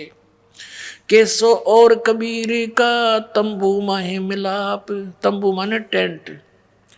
गरीबदास 8 पैर लगे गोष्ठी निजगर गापे। 8 पैर तक चर्चा हुई दोनों की, हमें समझाने के लिए, हमारी आंखें खोलने के लिए। केसो कह कबीर से ये पूछे बाता बीने, गरीबदास क्यों उतरे ऐसे मुल्क मलीने। अब के स्वरूप में परमात्मा कहते हैं, कबीर साहब से कहते हैं के स्वरूप में। केसो कहत कबीर से पूछत बाता बीन, गहरी गहरी बातों से चर्चा करते हैं। और ने बोले गरीबदास, यानी गरीबदास जी ये अपनी आंखों देखा वो हाल लिख रहे हैं, जैसे तुलसीदास जी ने कहा था, गरीबदास क्यों उतरे ऐसे मुल्क मलीन, खान पान की इच्छ जित नहीं अदर बिमान। गरीबदास यो लोक जीव छाड़ा मुल्क अमान। कि आपने, ये तो जीव लोक है, आपने वो हंस लोक छोड़ दिया, भगवान अपना सुंदर लोक छोड़ गए, क्यों आए। झूठ कपट इस लोक में पाप पुण्य व्यवहार, या झूठ कपट और ये व्यवहार यहाँ का। गरीबदास के शोक है ये कैसे रेन तुम्हारे, आप कैसे रह रहे हो इसे नकम्मे लोक में, आप इनका भला करो। ये सारा दिन बूंदी सोचे, सारी मीटिंग आपके विरुद्ध करते रहते हैं, फिर भी आप यहीं पड़े हो। नहीं अदर सरवरता हाँ नहीं अदर कोई बाग, गरीबदास के शोक है क्यों नहीं देते त्याग। नहीं फुहारे गगन में नहीं मानसी गंग, गरीबदास जग देखे करे हमरा चित मन भंग। अब केसो रूप में परमात्मा कह रहे इस लोक न देख कर मैं तो पागल सा हो गया, इसे गंदे लोक में आप रहे कैसे रहे हो, या ना को फुहारे छूट रहे हैं अपने आप। क्योंकि सतलोक में जो वस्तु है यहाँ के स्वर्ग में भी नहीं है, वो सुख वहाँ पर है। नहीं नगर है नूर के नहीं बगर तिस हीर, गरीबदास के सो कहे तुम क्यों कर रहो कबीर। धन कबीर कुर्बान जा ऐसी रेन तुम्हारे, गरीबदास के सो कहे इसने छोड़ गीत संसार, छोड़ इस गंदे लोक न चलो अपने लोक में चलते। धन कबीर कुर्बान जा तेरे पल पल शरण जुहार, गरीबदास ते क्यों तजे वो सुंदर फल आहार सतलोक के। या पौमी है छार की या मुर्द परोसी पिंड, गरीबदास के सो कहे या चरण धरे सिर डंडे।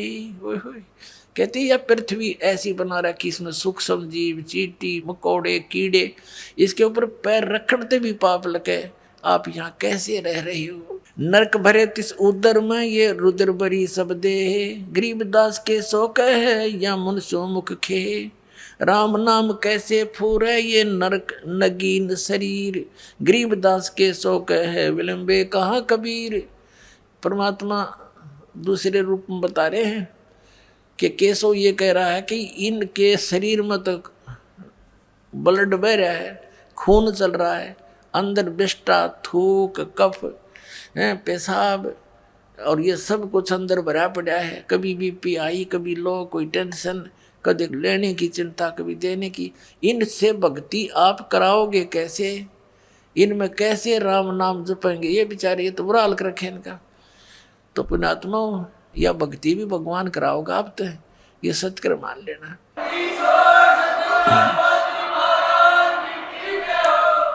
नहीं तो जीव परमात्मा का नाम नहीं ले सकता, बकवाद कितनी करवा लो इससे। आपको टेंशन फ्री करेगा, आपके रोग नाश करेगा, जिस कारण से आपका मन भगवान से दूर होना चाहेगा उसको भी सेट करेगा, यदि आप मर्यादा में रहोगे, इस भगवान को विश्वास से मानोगे। हाड चाम के नाक हैं ये हाड चाम का मुख, गरीबदास के सो कहे तज कबीर यो रुख। राम नाम कैसे फूरे, राम नाम कैसे जपेंगे, ये नरक नगीन शरीर, इनका शरीर में नरक भरा सारा। पुण्यात्मा को कुत्ता मरा हुआ देखा एक्सीडेंट में आपने, उसकी तरफ नजर भी ना करी जाती, नो आंत खंडी पड़ी होती है और बुरा हाल। वो गंध हमारे अंदर भर के चाम लपेट रखा ऊपर के, ये हमने बड़ा सुंदर दिखाई देता है, उस परमात्मा को दिखाई देता है बेचारे कित लपेट रखी है मेरी आत्मा, क्या मैं भर रखा है इनमें, और इसको ठाए फिरते हैं, इसी के लिए सारा जीवन बर्बाद कर देते हैं और फिर यही फिर रह जाते हैं, फिर पशु बनकर इसी क्रम में लगे रहते हैं। राम नाम कैसे फूरे ये नरक नगीन शरीर, गरीबदास के सो कहे विलंबे कहाँ कबीर, जुन्नी संकट में पड़े फिर जुन्नी से संग, गरीबदास के सो कहे भाव भक्ति सब भंगे। इनमें भाव भक्ति नहीं बन पा रही और ये बेचारे साल हो रहे हैं, इनका ये कैसे भक्ति करेंगे। तो परमात्मा कहते हैं इसीलिए तो मैं यहाँ पड़ा हूँ, इनसे कुछ कराऊं, इनको ले चलूं सतलोक में।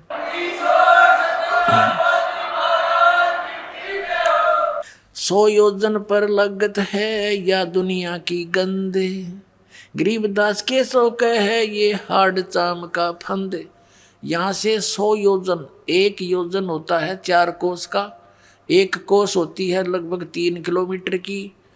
अब कहते हैं 100 योजन यानी 1200 किलोमीटर दूर तक ऊपर तक यहाँ की दुर्गंध जाती है। यहाँ खान पान से जो मल त्यागते हैं, इससे श्वासों से, कहते हैं 100 योजन तक तो इनके शरीर की गंध जाती है, वहाँ भी बदबू आती है। और ये इसके इस शरीर के अंदर बैठे बेचारे ये भक्ति कैसे कर पाएंगे। तो परमात्मा कहते हैं मैं भक्ति कराने के लिए ही भटक रहा हूँ, इनको सारी सुविधा दूंगा, इनको मैं आप भक्ति कराऊंगा, इसलिए तो मैं आप बैठा हूँ ना, तो काली न भक्ति करने दे, इनकी दुर्गति कर रखी है। सुन कबीर सुर भेद हूँ केसो कस करंत, गरीबदास गंदे मनुष्य ये झगड़ा आन करनते। कहते हैं गंदे लोग आपके लिए झगड़ा करें, आपके साथ मार मार कर रहे हो और आप इनको देख के खिला रहे हो, मोहन भोजन खिला रहे हो, और ये आपकी बुंडी सोचे। आप कैसे दयालु हो भगवान। बिष्टा जिनकी देह में ये मगन फिरे दिन रात, गरीबदास के सो कहे जम सिर जिनकी गात। ये कहती है मनुष्य आंडी पाके परे और इनके अंदर कीड़ा डंगा भरा हुआ है और काल इंतजार कर रहा है कभी इसके सांस पूरे हों और इनको मार दूं। जैसे मुख्यमंत्री एक स्टेट का हेलीकॉप्टर से जा रहा था, अच्छी कहीं आगे मीटिंग लेनी थी, जाना था, जलसे करने थे, भाषण देना था, राय में एक्सीडेंट होगा, मर गया। कहते ये फूले फिरे और काल न्यू बाट देखे इसका कब श्वास पूरे हों, वहीं खत्म, 1 सेकंड भी ना छोड़ूं। कहते कहाँ जन्मे कहाँ पाले पोसे, खूब लड़ाए लाडे, न जाने इस देह के कहाँ खड़ेंगे हाडे। 10 में पूरा हो जाएगा, वो कड़च कर दिया, यूं 1 सेकंड भी नहीं दे सकता। बिष्टा जिनके उदर में ये मगन फिरे दिन रात, गरीबदास के सो कहे जिन सिर जम की घात। घात माने दाव लगाए बैठा ये काल, मारो इनको कब। अजब अहंकारी मनुष्य हैं सुन कबीर मम ज्ञान, के तो बहुत अभिमानी व्यक्ति हैं यहाँ के। गरीबदास के सो कहे इनको कैसा दान और ज्ञान, इनको क्या ज्ञान दोगे, के ध्यान लवाओगे इनका। अपने आत्माओं यूँ बताना चाहो तुम कितने अच्छे हो, ये और ही बता रहे हैं, और तुम मेरे बच्चे हो, इसलिए तुम्हें अच्छे बनाने के लिए मैं यहाँ भटक रहा हूँ, बुरा कहा रहा हूँ, गुंडा कहलाता हूँ, मार मार मेरे पीछे हो रही है, मैं तुम्हारे लिए भटक रहा हूँ, पहचानो मुझे।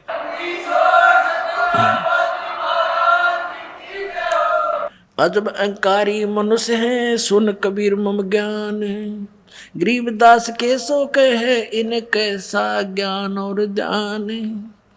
सुन कबीर मन भावने तुम्हारी बात अगाध, गरीबदास के सो कहे तुमसे तुम ही साध। केशव कहता है कि तेरी जैसी हिम्मत मैंने नहीं देखी किसी की, तेरे जैसे साध हमने नहीं देखे। परमार्थी ये तुम्हारे साथ बुरा करते, आप इनका कितना भला सोच रहे हो। अब परमात्मा कहने लगे केशव से, क्योंकि अपने डबल रोल में सबको सत्संग सुना रहे हैं।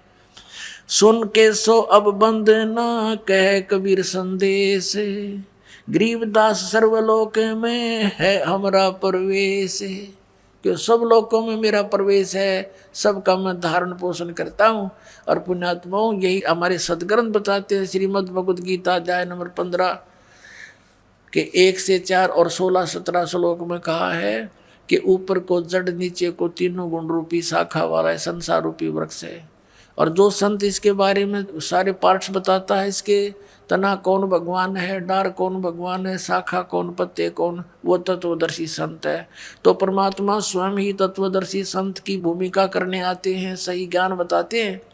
अक्षर पुरुष एक पेड़ है, निरंजनवा की डार, और तीनों देवा शाखा है, ये पात्र संसार। गीता ज्ञानदाता कहता है, जब तत्वदर्शी संत मिल जाए, 4 श्लोक में 15वें अध्याय के गीता जी में, उसके पश्चात परमेश्वर के उस परम पद की खोज करनी चाहिए, जहाँ जाने के बाद साधक लौट कर कभी संसार में नहीं आते, और जिस परमेश्वर ने सारे ब्रह्मांडों की रचना की है।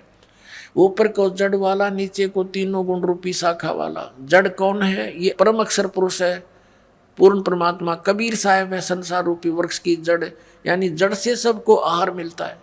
अध्याय नंबर 15 के श्लोक 16-17 में गीता जी में कहा है, 3 पुरुष बताए, सर्वपुरुष और अक्षर पुरुष। ये तो नाशवान है, इनके अंतर्गत जितने प्राणी ये भी नाशवान है, और लेकिन जीवात्मा किसी की नहीं मरती। 17वें श्लोक में कहा है कि उत्तम पुरुष है तु अन्य परमात्मा इति उदाहरते, ये लोक चरमाविष्य विवर्ती अवैश्वर है। उत्तम पुरुष सही भगवान, असली परमात्मा तो इन दोनों से, सर्वपुरुष और अक्षर पुरुष से कोई और है, और वही तीनों लोकों में प्रवेश करके सबका धारण पोषण करता है। आप क्या बताते हैं? सुन के सो अब बंदना, कहे कबीर दरवेश। साधु रूप, दरवेश माने संत, साधु रूप में विराजमान एक परमात्मा कबीर जी कह रहे हैं, सुन के सो अब बंदना, कहे कबीर संदेश। संदेश माने कबीर साहब कहते हैं, अब मैं सुनाता हूँ तेरे को सही कहानी। गरीबदास सर्वलोक में है हमारा प्रवेश, कि सब लोकों में मैं प्रवेश करके सबका धारण पोषण करता हूँ। ये 18 लाख तो कुछ भी कौन मेरे लिए। हम अमान अवगत पूरे से चुंबक जो चमकार, गरीबदास लोहा फेरे हमरे अदर आधार।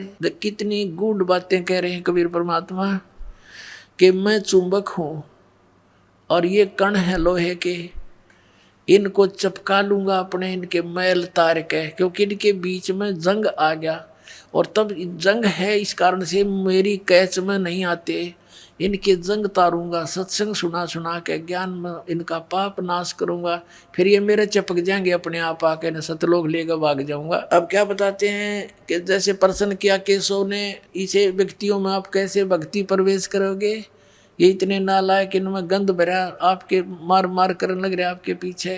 तो क्या उदाहरण दिया परमात्मा ने, हाड चाम की देह में अमृत दूध सरवंत, गरीबदास केसो कहे ऐसे मिले भगवंत।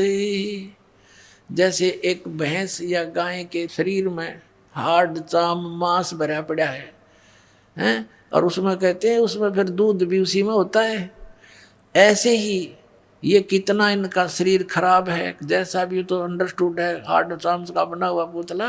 तो जब मैं इसमें अपनी भक्ति प्रवेश करूंगा, जैसे भैंस को गर्भ रहता है, ऐसे ही परमात्मा यानी संत अपने वचन से बीज डालते हैं अपनी शब्द की शक्ति से, और वो भक्ति फिर जैसे बच्चा बनता है, बच्चा बाहर आता है तो दूध की बाल्टी ठोकने लग जाता है, वो हार्ड चाम की शरीर वाली भैंस और गाय कहते ऐसे ये भक्ति ऐसे बना दूंगा इनके अंदर, इस हार्ड चाम की देह में, और ऐसा मंत्र दूंगा इनके अंदर भक्ति प्रवेश होगी, जैसे दूध चला करे ऐसे बना दूंगा इनके अंदर। हार्ड चाम की देह में दूध रतन सरबंत, गरीबदास घट पेंडे में ऐसे है भगवंत। थन दूधी को पाड़ के जय कोई देखे दूध, गरीबदास उस घट पेंड में हाड चाम और गूदी।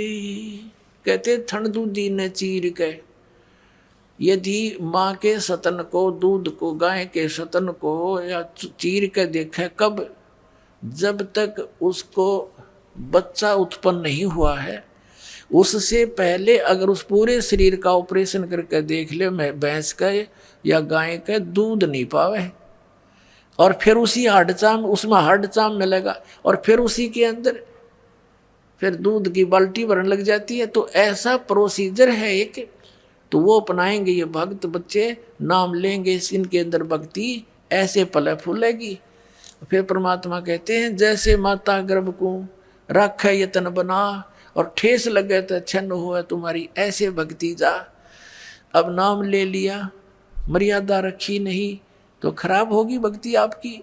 सबसे पहले मर्यादा है, मर्यादा बिना भक्ति बन नहीं सकती। जैसे माता गर्भ को किसी बहन बेटी को गर्भ रहा हो, अब उसके विषय में वही जानती है, कितनी चिंतित होती है, करवट लेती है तब भी न सोचे भगवान कहीं मेरे बालक का ठेस ना लग जा, झटका ना लग जा, दाब ना आ जावे और ये खराब ना हो जा।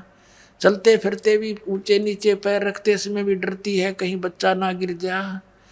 फिर भी और भी खान पान की बहुत सावधानी बरती है। कहते हैं जैसे माता गर्भ को रख है यतन बना, और ठेस लगे तो क्षण हो जा तुम्हारी, ऐसे भक्ति जा। तो ऐसे ये गर्भ यानी भक्ति गर्भ उसी दिन प्रारंभ हो जाता जिस दिन आप मंत्र प्राप्त कर लेते हो। फिर इसको बहुत सावधानी से रखना बच्चों, नहीं तो ये तुरंत खराब हो जाती है। योग सत्तर हमें ज्ञान दिया, जीवन समझा एक, गरीब दास घर घर फिरे, ये दरें कबीरा बेख। सत्तर युग सेवन किए किने न बूझी बात, गरीब दास मैं समझावत हूँ, ये मोहे लगावे लात। कबीर साहब कह रहे हैं कि 70 युग नो का आरम्भ 70 बार कह लीजिए, यानी बहुत बार। 70 युग का अर्थ है यहाँ पर बहुत बार। तो कहते हैं मैंने 70 युग ज्ञान दिया और जीव ने समझा एक। और गरीबदास जी कहते हैं गरीबदास घर घर फिरे, यो भगवान कबीर धरे भेख, जिंदा महात्मा रूप बना के धर्मदास जी को मिले। धर्मदास जी को ज्ञान समझाया, गुस्से हो गए, तो हमारे देवताओं की बेइज्जती करता, तो मुसलमान है, मैं तेरी शकल देखना नहीं चाहता। अब परमात्मा उठ के चल पड़े, अक देख भांग प्या रखिए काल ने इनको। और फिर धीरे धीरे वो धर्मदास समर्पित हो गया, रो अपनी पिछली बातों को जो वार्ता करी थी, भगवान मुझे माफ कर दो, मैं पापी प्राणी, मैं नीच हूँ मालिक, मैं पहचान नहीं सका आपको। और पहले वो गाल दे था। ऐसे पुण्यात्माओं जब दो लड़का नकम्मा शराब पी रखी हो, बाप को भी गालियां दे, और जब उसकी शराब उतर जाए वो रोया करे, फिर अच्छी आत्मा का कुसंगत में गिर जाता है तो, और माफ़ी मांगता, पिताजी गलती होगी मेरे ते, पता नहीं मैंने रात्रि में क्या कह दिया। तो ईबिया सब का भांग प्यारा की काल ने, तो परमात्मा इस भांग न उतारेंगे और फिर आप परमात्मा को पहचान लोगे।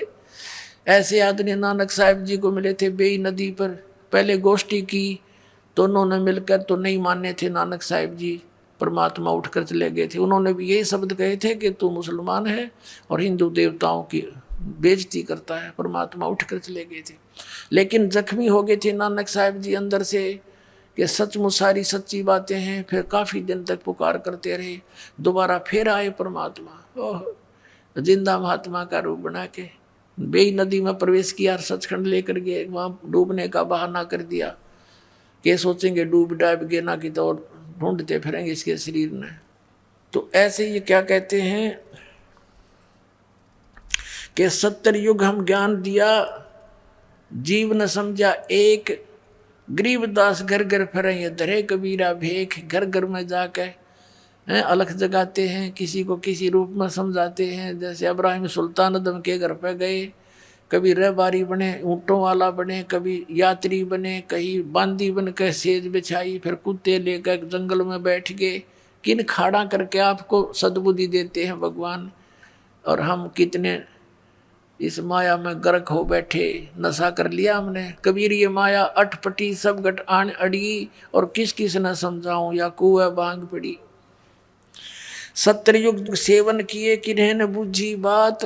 कबीर साहब कहते हैं मैं समझावत हूँ, ये मोह लगावा लात, ये मेरे लात मारे, मुझे बुरा अच्छा कहते हैं। स्वर्ग मृत्यु पाताल में हम बैठे कई बार, गरीबदास धर घर घर से जा मार मार के मारे। कि ये मेरे पीछे पड़ जाते हैं, मारो मारो, युग झूठा है, कपटी है। कल्प कोट युग बीतिया हम आए तिस बेर, गरीबदास के सो सुनो देन भक्ति की टेर, कि हम भक्ति को उजागर करने के लिए आए हैं। हमारी जात अपूरे भी पूर्व रेन हमारे, गरीबदास कैसे जुड़े इस पश्चिम के कातारे।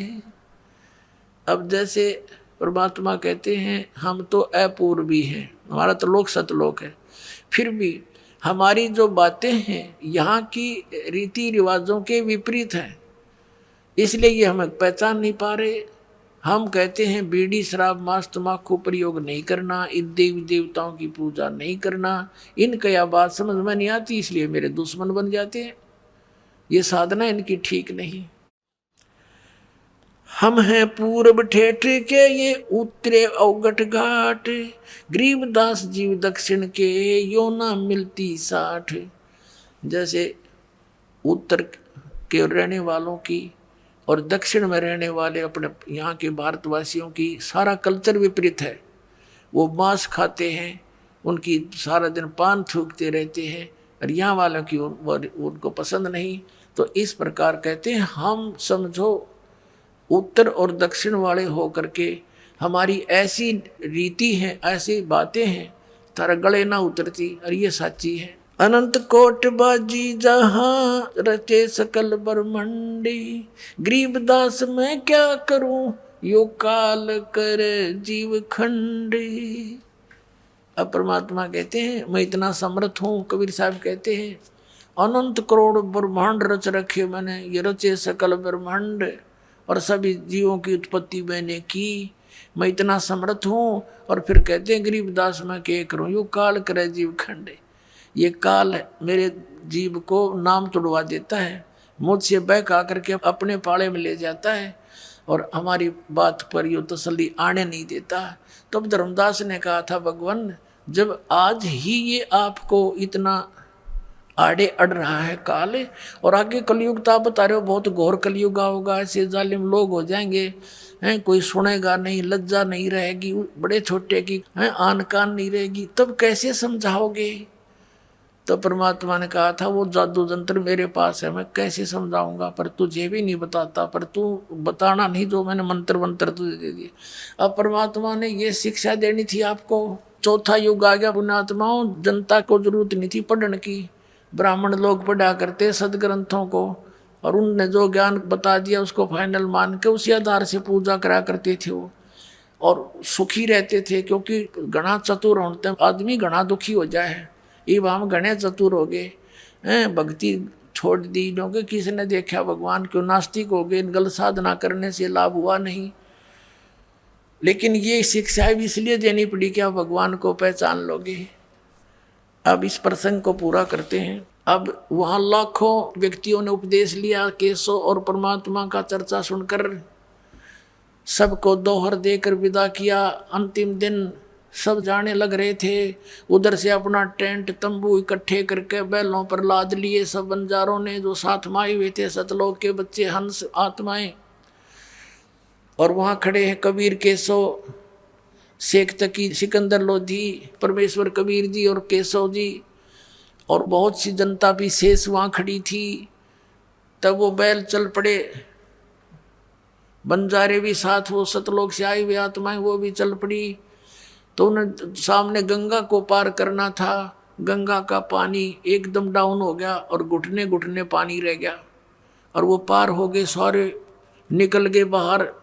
तब सब देख रहे हैं कि एकदम गंगा उतर गई, एकदम इतना डाउन फॉल हो गया इसमें, और वो बाहर जाती फिर इतनी फुल स्विंग पर आश्चर्य व्यक्त कर रहे हैं, तेरा गजब हुई इतनी जल्दी, या फिर भड़काएगी सा क्या हो गया इसमें। वो कि जाने परमात्मा खड़े तेरे पास, तुम्हारे पास में हम जीव हैं। तो फिर सिकंदर ने कहा कि हे केशव आप जाओ, आपके बैल चले गए हैं, आपके साथी दूर चले जाएंगे वो। तब देखा उन्होंने सारा, क्या कहाँ गए। जब देखा इधर तो कहीं कोई बैल नहीं, कोई बंजारा नहीं, नहीं तो 9 लाख बैल है, और कम से कम 50,000 वो भगत आ रहे, और वहाँ तो 6 किलोमीटर तक इधर लाइन लग जाए उनकी। वहाँ देखा कुछ भी नहीं। तब वो कहता सिकंदर कि कहाँ गए वो बंजारे और बैल। परमात्मा बोले जहाँ से आए थे वहाँ गए। और उसी समय केशव खड़ा था, केशव जो का त्यों शरीर केशव वाला, कबीर परमेश्वर में समा गया, अकेले कबीर साहब रह गए। बोलो सतगुरुदेव।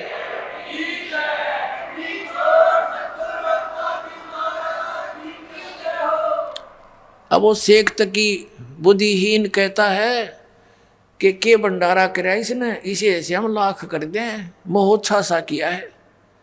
अब परमात्मा कहते हैं, गरीबदास जी कहते हैं, कोई कहे जग जोनार करी, जग जोनार तो होती है खुशी में करे, कोई अपने मन मर्जी, तो 1 पैसे की जरूरत हो 2 पैसे का खर्च करे। एक मोहोच्छा होता है मजबूरी, कोई बता देता है गुरु ब्राह्मण के इसका ऐसा करना जरूरी है, उसमें 10 रुपये की आइटम को न सोचेगा 2 रुपया में काम चला दूं, उसको मोहोच्छा बोलते हैं, ऐसा धर्म करने वाले को। तो परमात्मा कहते हैं, गरीबदास जी कह रहे हैं कि वहां पर कोई भगवान आत्मा तो नो कह रहे थे, ऐसा भंडारा कदे देखा ना सुना जैसा कबीर साहब ने कर दिया, जय जयकार करे थे, गुण गावे थे। और शेख तकी नो कह के भंडारा कराया इसने तो मोहोच्छा सा कराया है, रोते हुए लाया है पैसे। तो कहते हैं, कोई कहे जग जोनार करी, कोई कहे मोहोच्छा, बड़े बड़ाई करा करें यो गाड़ी काटे ओछा। शेख तकी ओछा था, महान व्यक्ति दूसरे की बड़ाई कर सकता, नीच नहीं कर सकता। उसके बाद कहते हैं, शेख तकी का इतना पाप बढ़ गया, वो गूंगा और बहरा होकर भुगत कर मरा। तो पुण्यात्मा परमात्मा कहते हैं, साईं इतना दीजिए जिसमें कुटुंब समावे, हम भी भूखे ना रहे, अतिथि ना भूखा जावे। अब परमात्मा कहते हैं, तुम मेरे की तरह रहो, इतना विश्वास करो, ये भक्ति करो, ये मंत्र जो दे रखे आपने, आप घना मत मांगो। और आपके ऊपर कोई ऐसी डिमांड आओ भी रिक्वायरमेंट की, तो मैं के दूर हूँ। कहते हैं, कल्पे कारण कौन है, कर सेवा नहीं काम, और मन चाहा फल देऊंगा जो पड़ा मेरे दे काम। ये भगवान का काम था। वहाँ पर सारी काशी का आटा इकट्ठा कर ले, तब 9 लाख व्यक्तियों को नहीं खिला सकते थे एक टाइम का खाना। और वहाँ सतलोक से ले आए परमात्मा, ऐसे कहते थारी 9 विपद टालूंगा। बोलो सतगुरुदेव।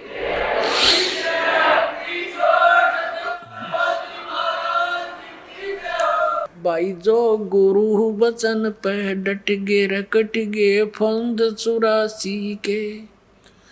भाई जो गुरु बचन पे डट गे रकट गे फंद 84 के।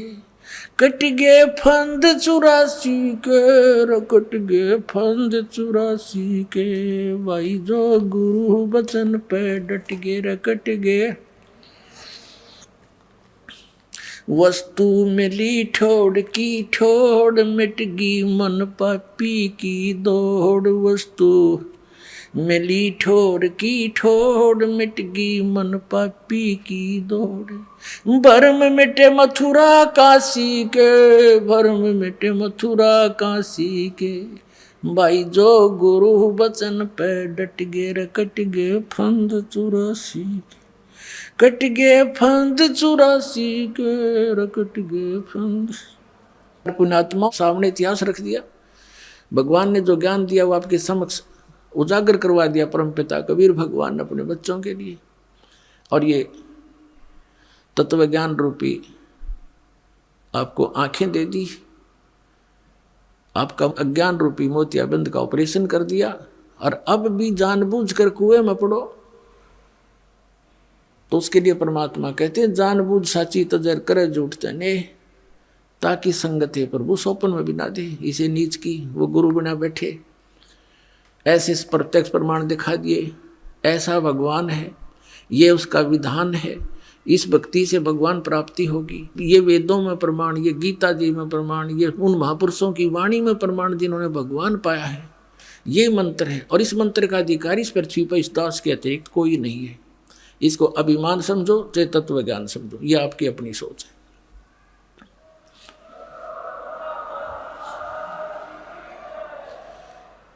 और आज इस दास को, अपने वफादार कुत्ते को आपके लिए भौंकने के लिए, धनियों को जगाने के लिए अब फिर भेज दिया।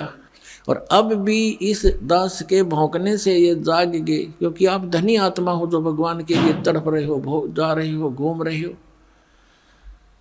और आपको जगाने के लिए दास भेज दिया अपना कुत्ता।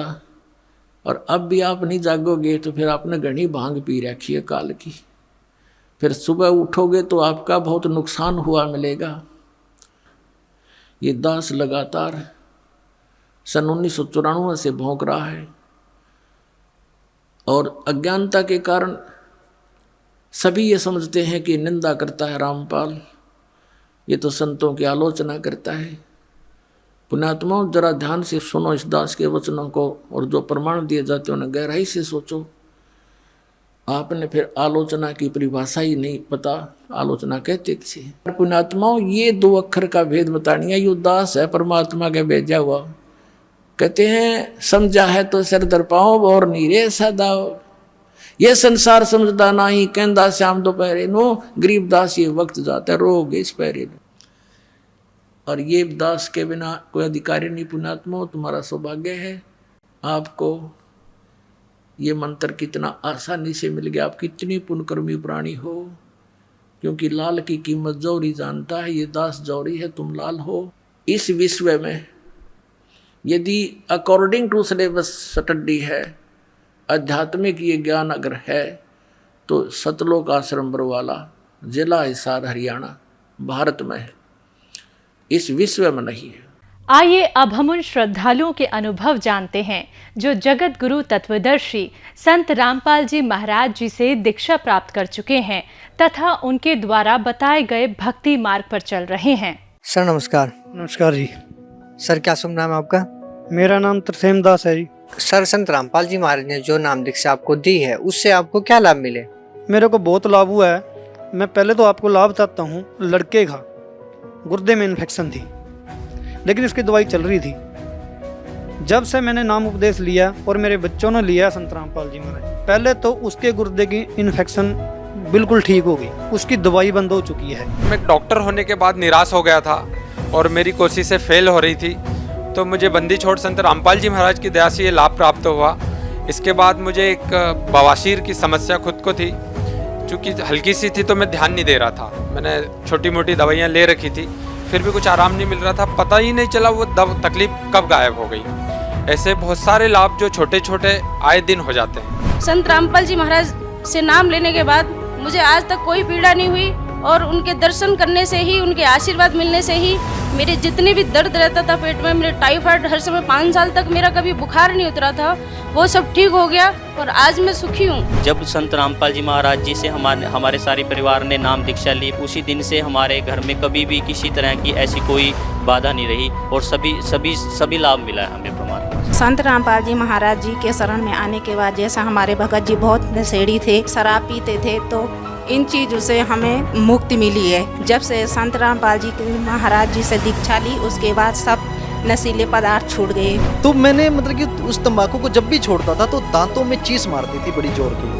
मैं छोड़ नहीं पाता था। मैंने संत रामपाल जी महाराज से जब नाम उपदेश लिया और तो मैंने वो तंबाकू को त्याग दिया और वो प्रॉब्लम मेरे दोबारा नहीं हुई। एक व्यक्ति की तंबाकू छुड़ाने के लिए गवर्नमेंट ने लाखों प्रचार प्रसार किए, कई संतों ने किए, कई दवा दारू वेद हकीमों ने भी कोशिश की कि आप हम नशा छुड़वाते हैं, शराब का नशा छुड़वाते हैं, भंग तंबाकू दारू का नशा छुड़वाते हैं, लेकिन इसके आज तक कोई रिजल्ट नहीं आया। लेकिन एक संत रामपाल जी महाराज हैं हमारे भारतवर्ष में कि उनकी संगत का एक भी सदस्य, एक भी शिष्य, पहले जो नशा करते थे उनने सबने छोड़ दिया, जो नशा नहीं करते थे वो तो करते ही नहीं थे। आज 1 करोड़ सदस्यों को नशा छुड़वाने वाले भारतवर्ष में एकमात्र संत रामपाल जी महाराज जी। अगर संत रामपाल जी महाराज के हजारों लाखों अनुयायी है, पूरे देश में नहीं पूरे वर्ल्ड में अनुयायी है, तो मैं आपसे एक चैलेंज के साथ में बोलता हूँ, 1% नहीं, एक भगत ही दिखा दो हमें कि वो संत रामपाल जी महाराज जी का शिष्य और बीड़ी गुटखा सिगरेट को हाथ तक लगाता है। रही बात दहेज प्रथा की, तो संत रामपाल जी महाराज का शिष्य अगर उसकी शादी दहेज के लिए नहीं हो रही है तो वो 10 साल तक कुंवारा रह जाएगा, लेकिन वो दहेज लेगा नहीं। भले लड़की वाले उसके घर पे दहेज देने आएंगे, लेकिन वो दहेज को हाथ तक नहीं लगाएगा। ये शिक्षा दी हमारे संत रामपाल जी महाराज जी ने। मैंने अपना इलाज पहले डॉक्टरों से भी करवाया था, आयुर्वेदिक से भी करवाया था, वैद्यों से, और पंजाब में पूंगा टिप्पी वहाँ से भी इंजेक्शन लगवाए से मुझे कहीं से भी कोई लाभ नहीं हुआ। संत रामपाल जी महाराज की शरण में आने के बाद 1-2 महीने में जैसे हमें पहला नाम उपदेश मिला था, हमें जैसे हमें नियम बताए थे, पूरे नियम हमने शुरू किए, उसी से मुझे मतलब लाभ शुरू हो गए थे। पहले तो मैं सभी संत महंतों के पास गया, कहीं भी आराम नहीं हुआ। फिर मैं संत रामपाल जी महाराज की शरण में जब गया तो उसी दिन से उनकी तबीयत एकदम ठीक हो गई और सब भूत प्रेत भाग गए। वो RLS वालियाँ हैं पटियाला, उनसे इलाज करवाया, दवाई लेते ही ठीक हो जाती है, छोड़ते ही फिर हो जाती है। 9 साल तक योग किया, योग छोड़ते ही फिर हो जाती थी। फिर मैंने नाम दीक्षा ली, उसके बाद मेरे को ना मैंने योग किया ना कोई दवाई खाई। सतगुरु रामपाल जी महाराज से नाम दीक्षा लेने के बाद एलर्जी बिल्कुल खत्म हो गई मेरी। जो संत रामपाल जी महाराज की शरण में आएंगे उनका जितना ये मतलब नशा की बीमारी है वो निश्चित रूप से छूट जाएगा, क्योंकि इसका मैं जीता जागता प्रमाण है। संत रामपाल जी महाराज से नाम लेने के बाद जैसे कि मेरी आर्थिक स्थिति जो बिल्कुल कमज़ोर थी जी, उसमें बहुत बढ़िया बना जी परमात्मा की दया से कि मेरे पास गाड़ी हो, कोठी हो और मेरा अच्छा कारोबार हो, वो परमात्मा की दया से सारी आज मेरे पास चीज़ें हैं जो कभी मैंने सपने में भी नहीं सोचा था। नामदान ਲੈਣ ਤੋਂ ਬਾਅਦ ਇੱਕ ਪ੍ਰੇਤ ਵਾਦਾ थी मेरे मगर ਜਿਹੜੀ ਕਿ ਮੈਨੂੰ ਬਹੁਤ ਸਤਾ ਰਹੀ ਸੀ। ਉਹ ਵੀ ਜਿਸ ਦਿਨ ਤੋਂ ਮੈਂ ਨਾਮਦਾਨ ਲੈ ਲਿਆ ਉਸ ਤੋਂ ਬਾਅਦ ਮੁੜ ਕੇ ਅੱਜ ਤੱਕ ਕਦੇ ਵੀ ਉਹ ਚੀਜ਼ ਨੇ ਵਾਦਾ ਨੇ ਮੈਨੂੰ ਤੰਗ ਨਹੀਂ ਕੀਤਾ। ते मेरे हस्बैंड नाम नहीं ले रहे भाई साहब भी वे बोले ना तो नहीं भी टिक्का लगवाना पड़ेगा के संत रामपाल जी महाराज के गुण गाओ। मैं बोली जा मैं टिक्का नहीं लगवाती, मेरे गुरु जी है ना मेरा ठीक करेंगे। उसी दिन तक मैंने मेरे हस्बैंड ने पूछ सको मेरा कोई नजरा नहीं हुआ। सबसे पहले मैं भगत समाज को ये बताना चाहता हूँ कि जो मुझे लाभ हुए हैं, इतने अद्भुत इतने चमत्कारी लाभ हुए हैं कि आप विश्वास नहीं कर सकते, लेकिन वो मेरे साथ हुए हैं। आपके साथ भी ऐसे लाभ होंगे जब आप हमारे सदगुरु रामपाल जी महाराज जी की शरण में आएंगे।